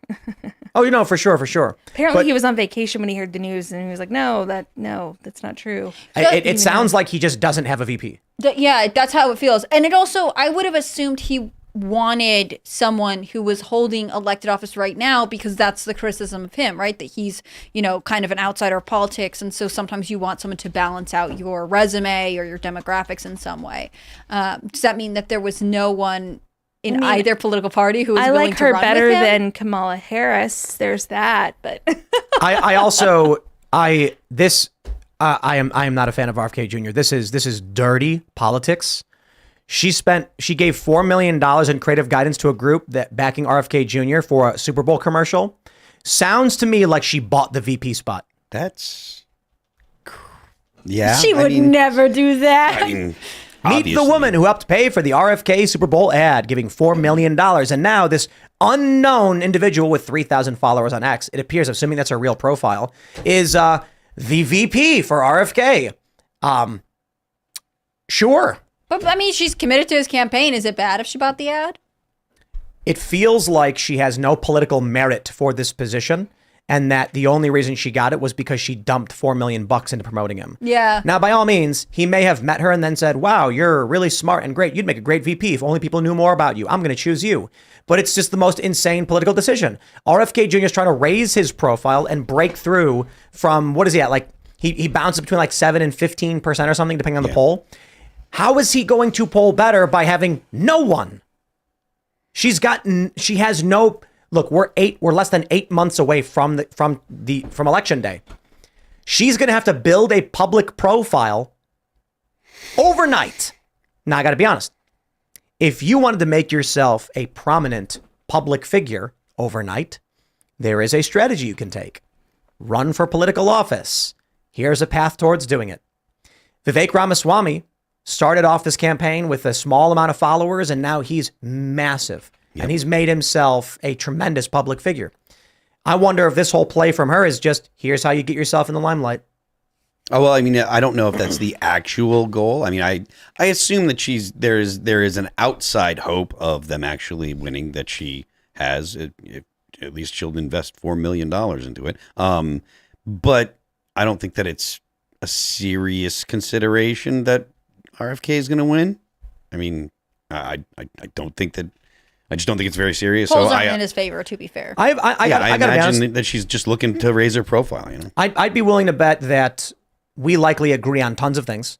I'm willing to bet that RFK Jr. and everyone in this room is going to have a great conversation, agree on many things, disagree on many things. And I'm willing to bet Nicole Shanahan falls into that camp, as well as many people who watch this show, myself, disaffected liberals who feel like the Democrats don't represent true liberal values like they used to, or if they ever really did, and they probably didn't. And she probably falls into that camp. I just find this to be in my, she may be, I'm sure she's very nice and she's very lovely. Congratulations on all her success. Something smells wrong with a woman buying a Super Bowl commercial, having no public profile, and then being added to the VP ticket on this campaign. It's ridiculous, because RFK could have added any D-list celebrity would raise his profile and help him campaign. This makes no sense. Maybe they weren't willing to run with him. Maybe this was his option.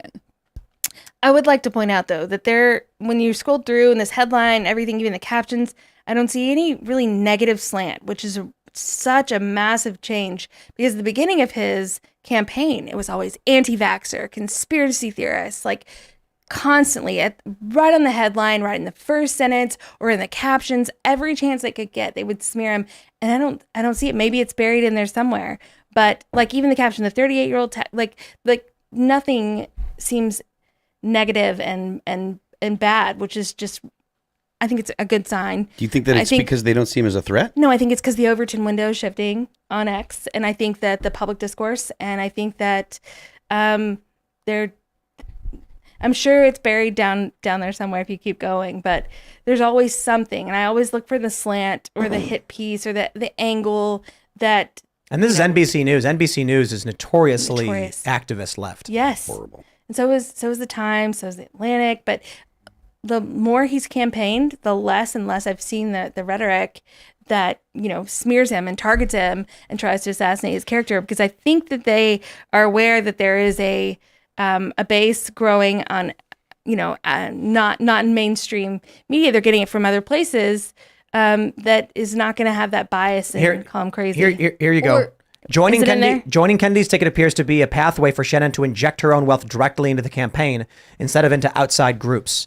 So why was she chosen? Arguably, according to NBC, she's got massive amounts of money that she can now spend freely on their campaign without restriction. That's interesting. Crazy. Yep. I mean, so this is why I take it back. I said it was so stupid to pick a no-name person. Oh, now it's plainly obvious. He picked a piggy bank. Mm-hmm. Look at my vice president candidate. It's a sugar VP. Vice President Sugar Mama. VP.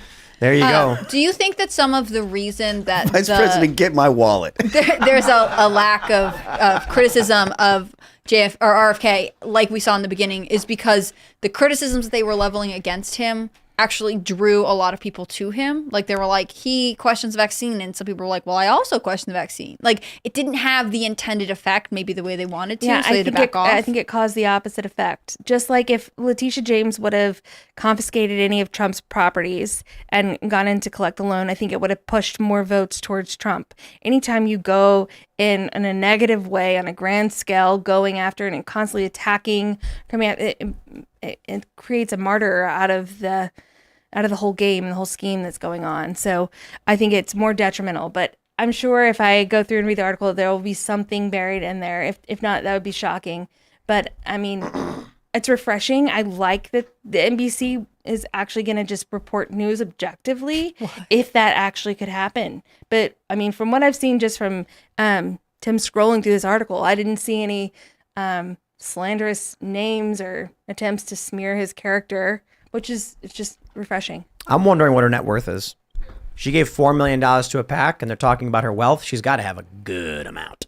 I'm just glad there's somebody that can counter Bezos' ex-wife.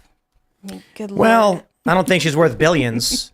Bezos' ex-wife, was it Mackenzie Scott is her name? Yes. Yeah. She is a dangerous human being. Dangerous. I mean, everything she's investing in, and I don't understand why. It's Malthusian. It's awful. It really is. My assumption would be that Mackenzie Scott hates humans, and it's more of like a mechanical view that a lot of these wealthy people have, that there are too many of them and they must be reduced.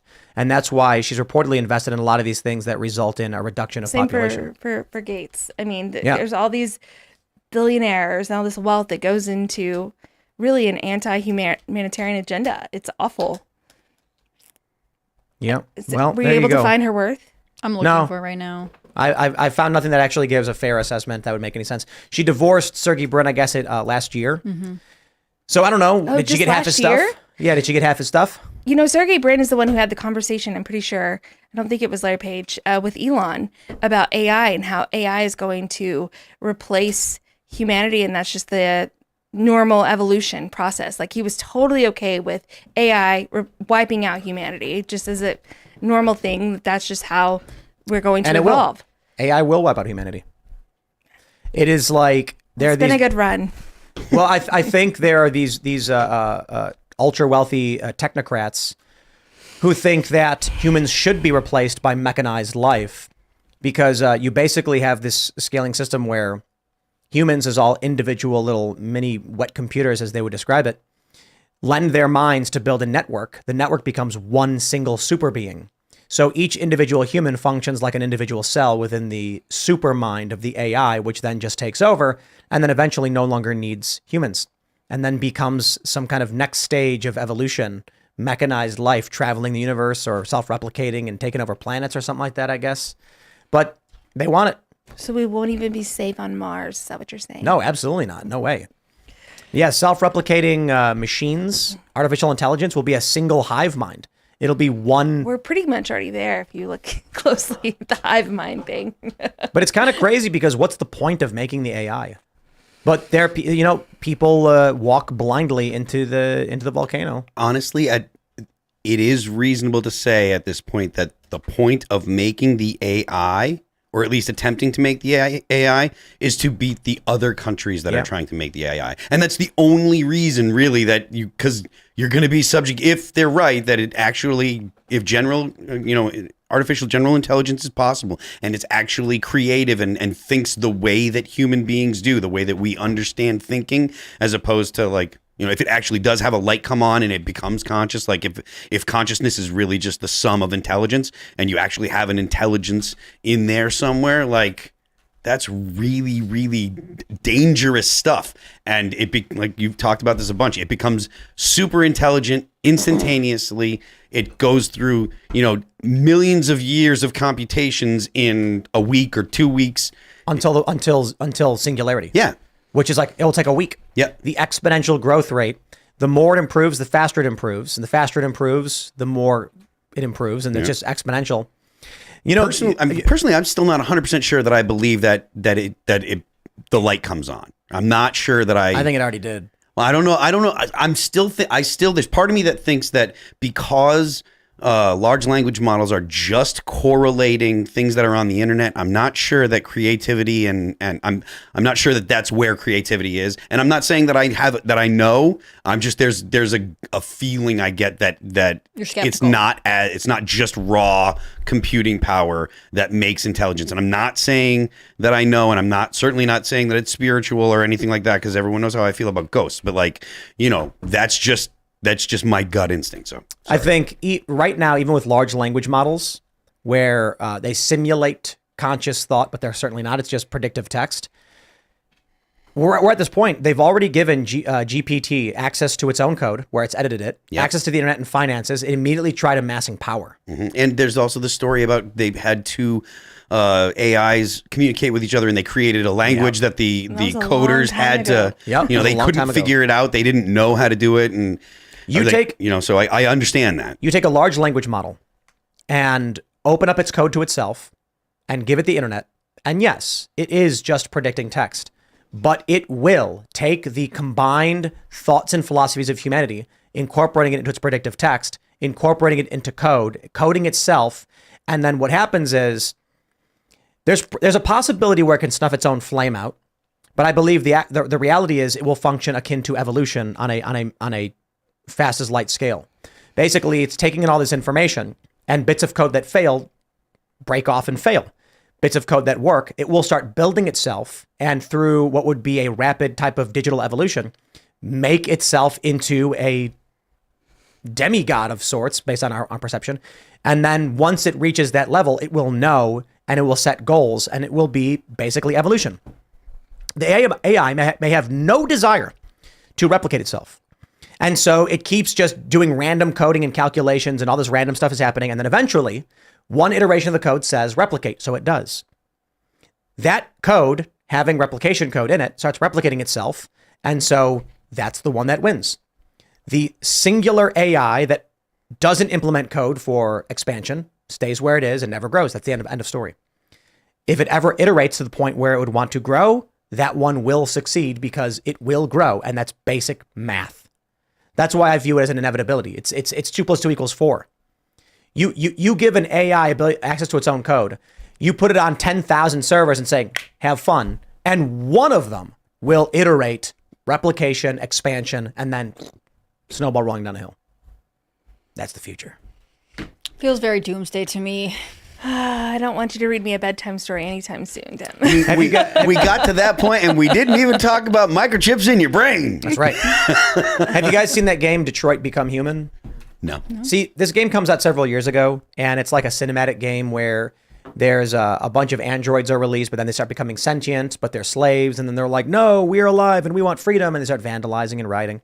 The mistake that game makes is that all the robots would be one conscious entity. It wouldn't be a bunch of individual robots. It would be one. It would be a hive. They would all move in unison. I feel like we need to have more Black Mirror episodes come out so we can understand what's going to happen next. Well, the robot, the robot dog episode of Black Mirror? Yes. That was basically an iteration of algorithmic takeover where what their version of Amazon was mass producing supplies, like things people would want, and then just shipping them out. And the robot dogs were protecting the product so that humans could, and it started killing all the humans who threatened the product. That was one of the most wild episodes. Really, all of them were, but I feel like they have really become more relevant the more time goes by. I'm like, they need to release more. It's been too long. I know they had that battle with their rights for their next season, but hopefully they'll be coming out with more soon. We're going to go to Super Chats. So if you haven't already, would you kindly smash that like button, subscribe to this channel, share the show with your friends, and head over to timcast.com, click join us so that you can hang out in the Discord server and check out the uncensored members only show coming up at 10 p.m. Not so family friendly, but a bit funny. You don't want to miss it. Let's read. Clint Torres with the first Super Chat saying, howdy people. Howdy Clint. You are always first. Ron's Rant says, yo, check out Ron's Rants. I'm not the smartest guy out there, but it's fun ranting about stuff on the internet. That I know. What up? Will I Am says, I still have the Timcast crew. Keep up the good fight. Greatly appreciated, sir. Greatly appreciated. There was another super chat from you, but I guess it was deleted. Is it gone? All right. Daniel Irving says, Donald Trump, the only man that can turn a Twitter ban into a $5 billion profit. That's awesome. Look, he's always been an amazing businessman. He's great at marketing. That is great. Like, how does it feel, Jack, knowing that you guys were like, why don't we kick Trump right off and he turned the ban into $5 billion. Scott Adams' analysis of all this has been awesome. One of the best moments from Donald Trump ever, in my opinion, was when, they made him go do his mugshot, and then his team immediately releases on X the merch that they were like, we're ready. Like, incredible. There's nothing like it. It's so entertaining. It's so entertaining. How could you, in comparison, is there a Biden supporter out there that is like, no, he's fun, he's hip, he makes me laugh, he's making money?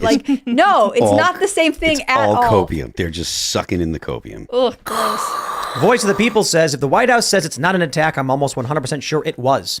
Not a bit of truth has come out of this admin. So even if they wind up telling the truth, even if they letting the truth slip, there's no reason to even think it's true. I don't think it's absolute. They haven't said everything. I think they're generally dishonest, but there's basic things that he said, but I got the general idea. I do think it's absolutely hilarious that Joe Biden tweeted out, congratulations, Trump, when Trump announced his golf victory, because they're like, haha, he trolled Trump. And I'm like, yeah, but not very well. He just said congrats to Trump, who was cheering for a victory. And all he did was use the president's account to highlight Truth Social. I don't get what the point of that was. If he tweeted something like Donald Trump showing us the real priority here, I'd be like, well, that's a dig at Trump's priorities, I guess. But just saying congratulations, a real accomplishment. It's like, his team sucks. Yeah, okay. Yeah, they do. They're bad. Well, They're bad. That was posted way past Biden's bedtime, too. So he never even saw it. It was totally done by the... That's another thing. You'd think they would try to make the Twitter account a little realistic, so that way everyone's not just like, come on. It's come on. We know he didn't tweet that. Come on. Come on, You're doubting our dear leader? I cannot believe either of you. Andre Tukulescu says, Andrew Tate literally copied the Power Thirst ad. Watch it on YouTube. It's hilarious. Manana. Yeah, I know that one. I wouldn't say he copied it. A lot of people are inspired by things in the past. So Andrew Tate put out an ad, and it's for his it's like his vitamin drink. And I say his ad's weird because he's like, yellow piss, yellow piss. He's like, it's funny. It's Charlie Sheen vibes. Yeah, it's funny. And he's like, you're going to drink that cookie crumble like a baby? It's actually funny. He's like, no, unflavored, tastes bad and makes your piss green. I was like, I kind of want to buy it now. Now I want to know what tastes bad tastes like. What do you mean tastes bad? It's just unflavored vitamin powder, so it just tastes like vitamins. It's hilarious. Yeah. It's probably cheaper not to have flavors and stuff. But I got to be honest, I agree with Andrew Tate. I don't care for fancy flavored anything. We have Ian bought Naked Whey. It's just pure whey. Yep. And I'm like, I don't care, man. Give me a milk, put some whey on top, blend it up. Yep. But the Jocko Milk stuff, that's the best. Congratulations to Jocko Willing for making the best protein powder I've ever had in my life. I'm not paid to say that. So I'll take it. I want someone to make Keith Olbermann Tears flavored vitamins. Those are yellow too, Those are yellow too. All right. Bobby Glendinning says, my company manufactures boat controls. Poorly installed cables or loose ground wires can cut power, which directly affects propulsion control. This looks like a bad accident to me. This stuff happens. Yeah, but power outage, and then it just perfectly veered right into the support column. It's kind of like, there's a million directions it could have gone. It could have gone through. It could have gone past. It's just it's too perfect to shut down one of the largest ports in the country. I just can't assume coincidence. I just like when our members call in, they're like, oh, well, I am actually an expert in this very niche field. It obviously makes sense now that someone makes the boat controls, but the fact that this is your expertise, amazing. There was someone in our Discord actually who was a mariner and talking about how what they did was they dropped the port side. So it means the boat's going to turn towards your left, not towards the right. So what they they're trying to stop it. Right. So what they think happened is he put the right engine in full reverse to turn the boat the right way, but because of it basically bouncing off the bottom of the harbor or whatever the harbor is, especially with the port, the anchor going off port, it's not necessarily going to have time to make anything change, but they made the right inputs. I don't know. Like you said, some expert just has all the answers. So. All right. Paul Tascolo says the Baltimore ship crash looked eerily similar to the Obama-produced Netflix movie Leave the World Behind. The scene where the oil tanker runs ashore on the beach, everybody was posting that. Where everyone's screaming and the tanker goes... Also, now there are so many views of that show. Obama's about to make a fortune off of this. I'm just kidding. It's very dark. Ben Hickson says, try to get Kevin Levine, Bioshock creator, on the Culture War. He did an interview with Skill Up channel on his dystopia game Judas. Looks and sounds awesome. Something you'd definitely like to play. We need more counterculture or parallel culture. I will kindly reach out to Kevin Levine. That would be fun. Of course, in all of the polls we put up every day, it says, would you kindly share and like the video, which is a reference to the Bioshock video game. For those that don't know, and many of you do, but for those that don't, spoiler alert on this 20-something-year-old video game, the main character is compelled to take any action when someone says, would you kindly do it? So the bad guy's like, would you kindly pick up that gun? And then he just does. And so Bioshock is like one of the best games ever made. It's amazing. The bad guy's literally Atlas, from like the cover of Atlas Shrugged. Brilliant. That's fun game. I recommend it. Can't say too much about Bioshock 2 or Bioshock Infinite, but Infinite was still a fun game. It's just, you can't beat that original story from Bioshock. I played the first one a bunch of times. I didn't even get into the second or third one. Right. They're just like derivative. The first, basically, it's like Ayn Rand. A bunch of wealthy people build a city underwater where you could, like, it's laissez-faire capitalism, and everyone starts modifying their genetics, and they turn themselves into mentally deranged, what they call splicers. And then you inject yourself with what is it called? I don't remember what it was called, but you'd have different injections for different powers, right? Right. Yeah. So it was super cool, I thought. Yeah. Plasmids. Yes, plasmids. That's what. And then in Bioshock Infinite, you drink a soda.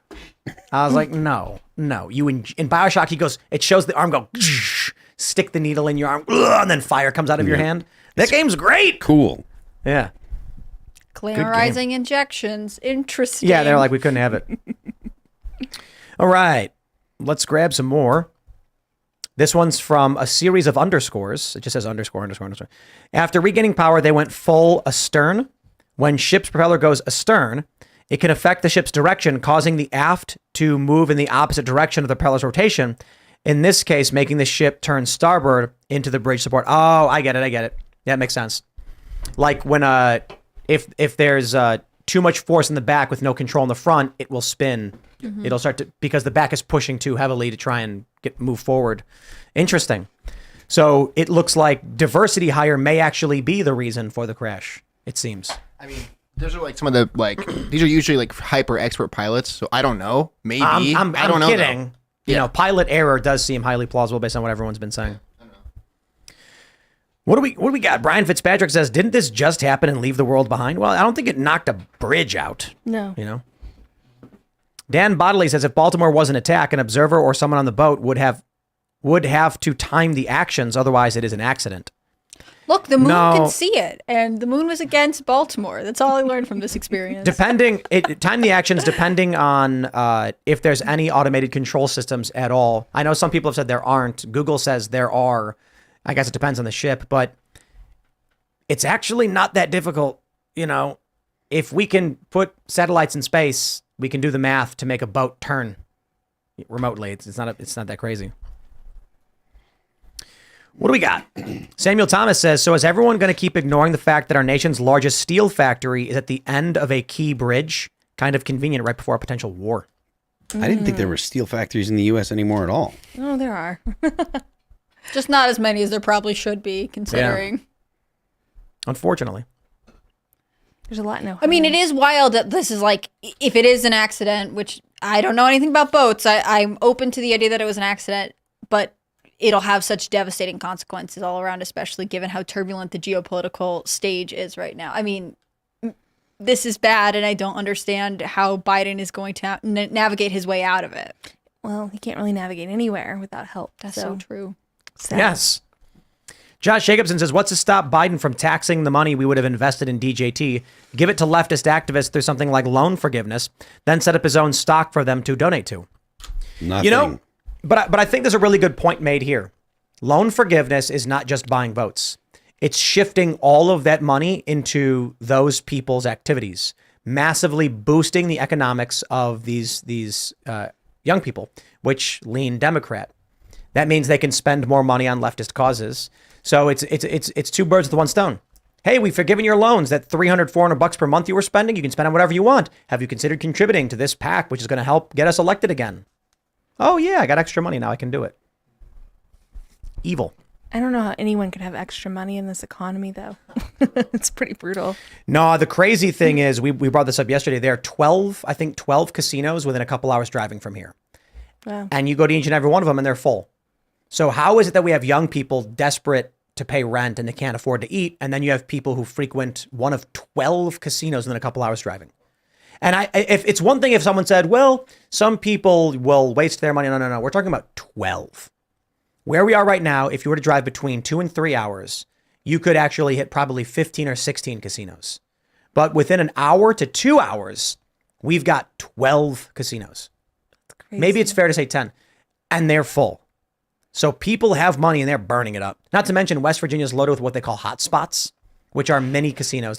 They're bought like, it's like you'll walk into a building and there's 15 slot machines and you buy a beer, you sit down and you just jam the slot machine. And they're everywhere. Yeah. It's sad. So people got money. Haves and have-nots, I guess. That's crazy.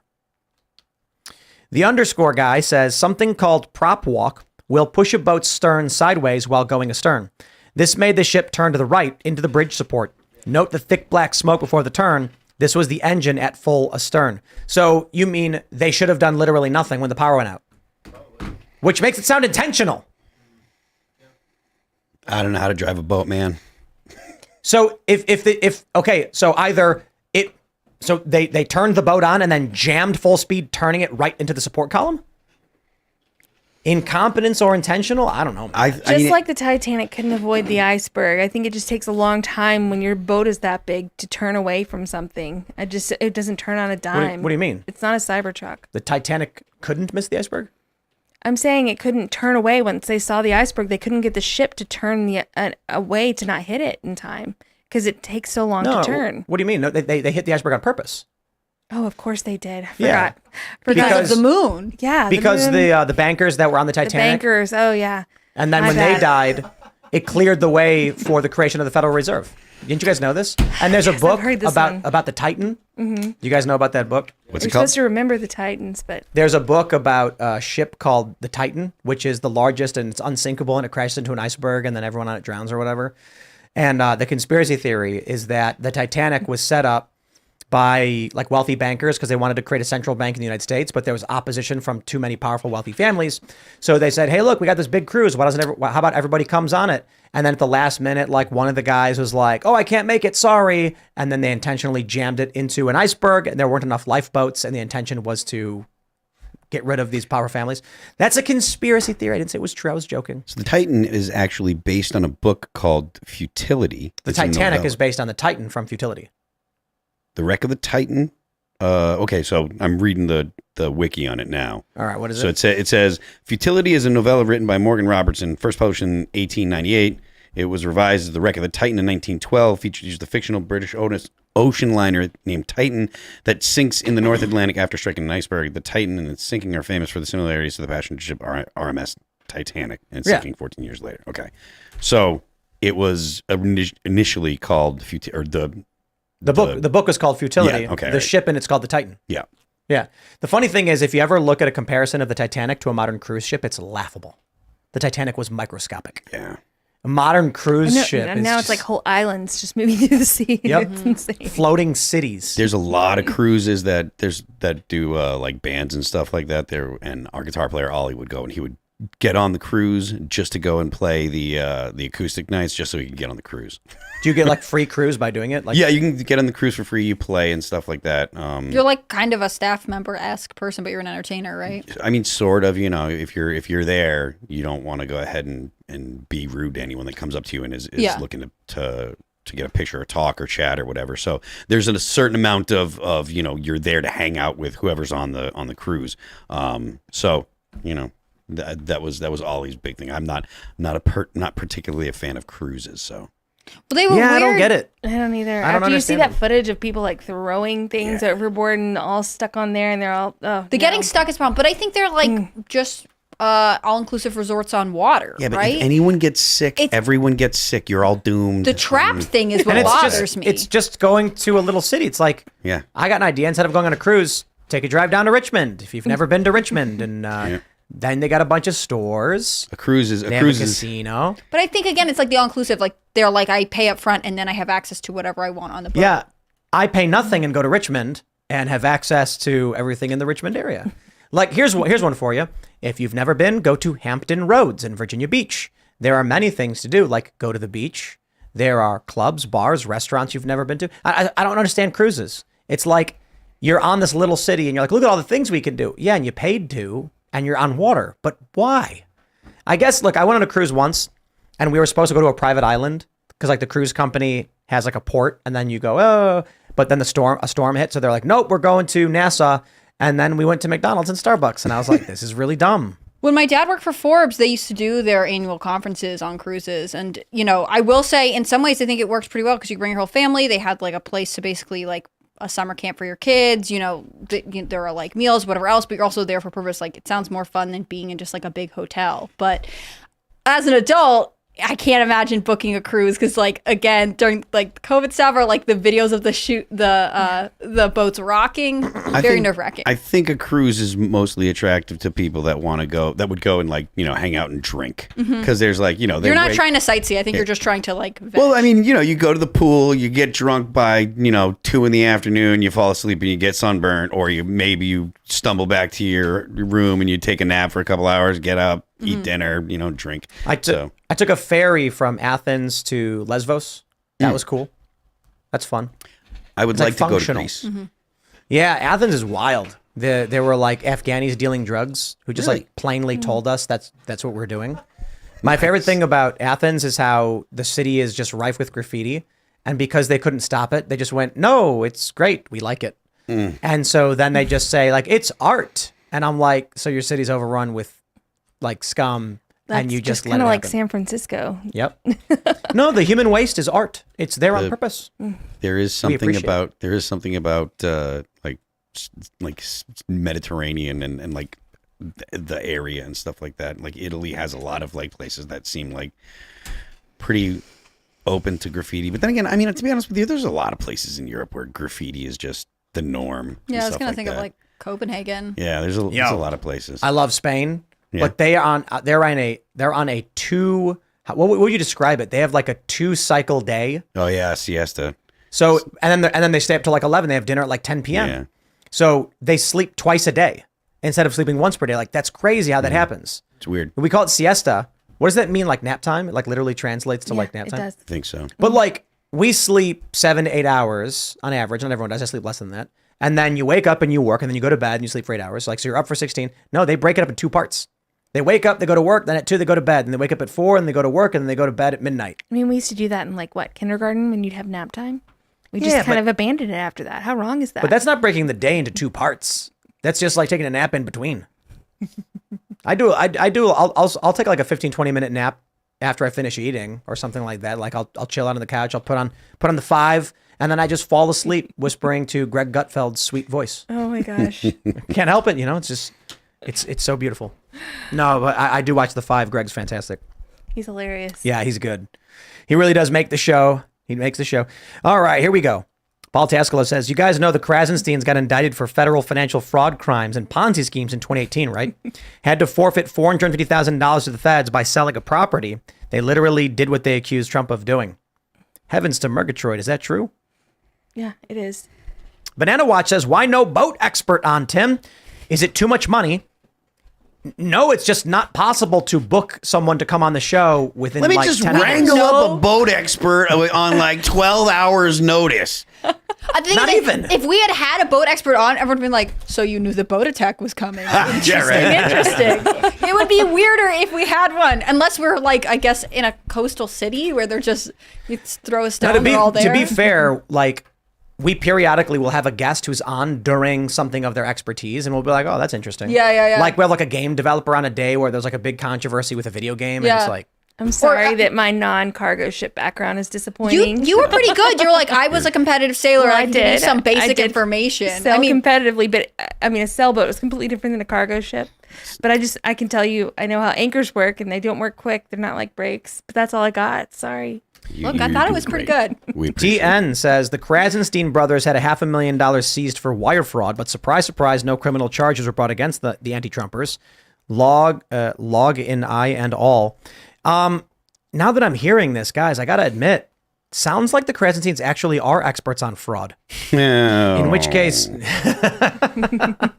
feels like no. Oh, no, I didn't say no. I said, oh. It's just so gross how he put that in bold. Let me put this to you in simple terms. Like, thank you Let so me much. put this to you in simple terms. I didn't Google search it. I have no idea what you're talking about. I don't know exactly what Jon Stewart said, but Trump committed fraud. exactly. And I would know about fraud. And I would know. Yes, right. I, being an expert on it with my brother, they claimed it was BS or something. I don't know what their story is. Alleged expert on fraud. Oh, sorry. I don't know that. I don't know exactly what happened, but like, I'm not going to immediately just assume they end up like what's the argument that the feds are letting them get away with it because they hate Trump or something?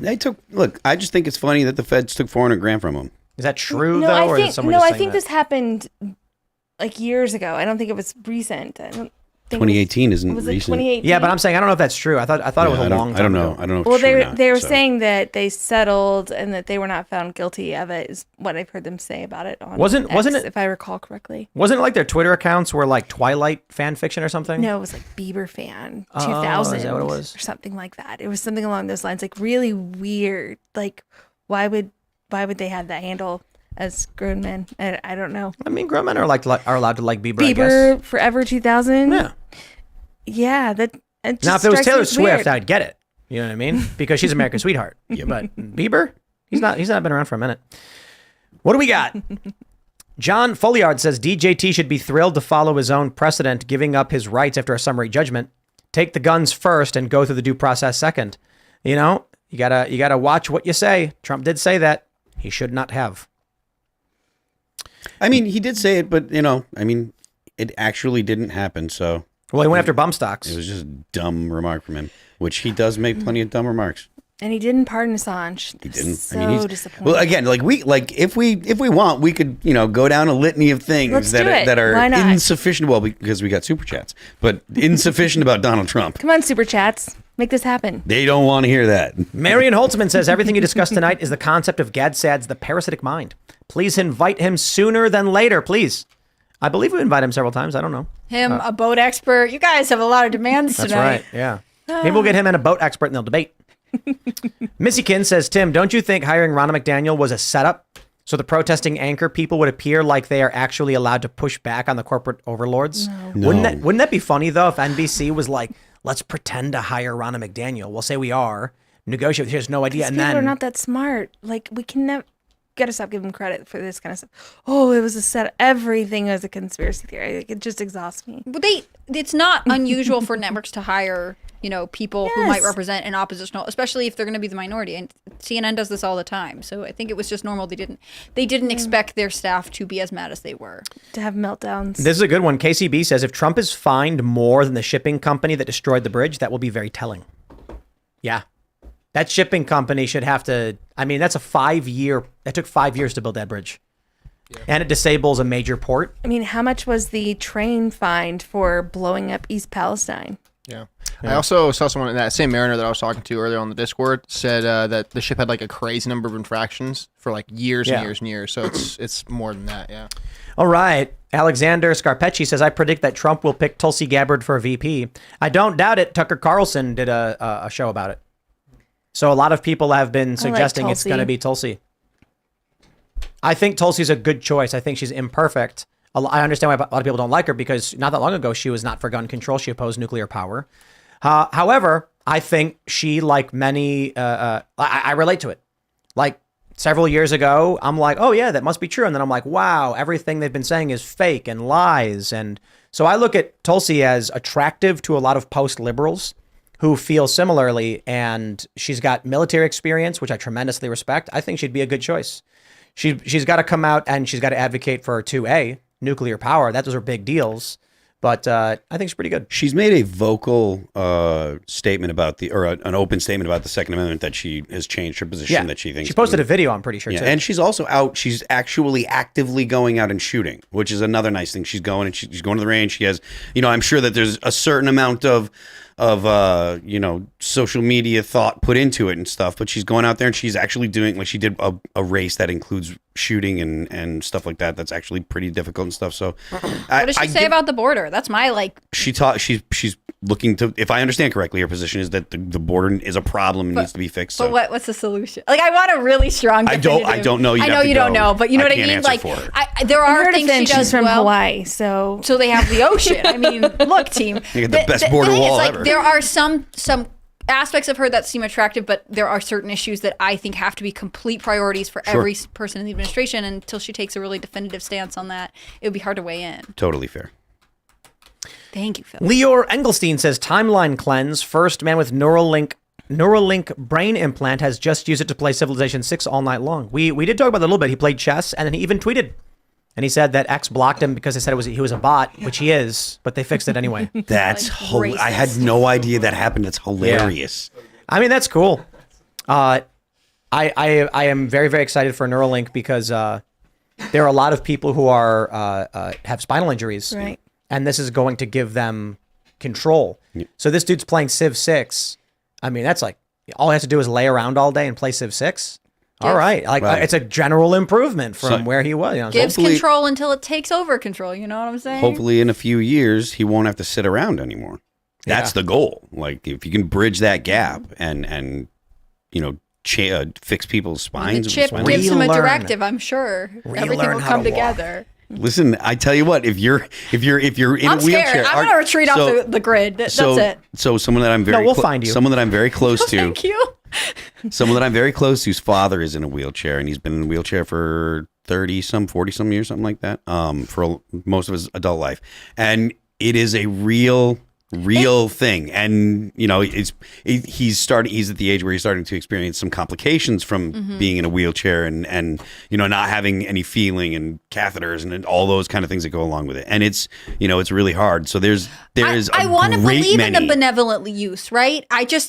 It just opens the door to some scary stuff. You don't get technology without the possibility, without danger. But I want all forms of technology? It doesn't matter if you want it. You're not the one that's stuck in the chair. I know, Phil. I know I don't matter. I know I don't matter, Phil. All right, everybody. If you haven't already, would you kindly smash that like button, subscribe to the channel, share the show with your friends. Head over to timcast.com, click join us, become a member. We're going to have that members only uncensored show on the front page of that website in a couple minutes. You don't want to miss it. It's going to be fun. Not so family friendly, but I do encourage you to come join us. You can follow the show at Timcast IRL. You can follow me personally at Timcast. Texas Lindsay, do you want to shout anything out? Shout out for what? I'm sorry. Your Twitter account, maybe? I don't know. Yeah, where can people follow you? For myself? Yeah, where can people find you? I live on X a lot of the time, but my handle is Texas Lindsay, and I also have a Substack. It's also called Texas Lindsay. So I don't use Facebook or Instagram because they are very pro censorship, and I'm pro free speech. So right on. I am Phil That Remains on Twix. I am Phil That Remains Official on Instagram. The band is All That Remains. You can follow us on Apple Music, Spotify, Pandora, Amazon Music, YouTube, you know, the internet. And don't forget, the left lane is for crime. I'm Hannah Claire Brimlow. It's been so fun to be here tonight. I'm a writer for scnr.com. That's Scanner News. I'm really happy to be a part of that team. You can follow our work at Timcast News on the social medias, X and Instagram and Twitter and whatever. And I'm on Twitter at HC Brimlow, and I'm on Instagram at hannahclaire.b. Serge, bye. Bye. See you later. Bye, everybody. Let's go to the after show. We'll see you all over at timcast.com in about a minute. Thanks for hanging out.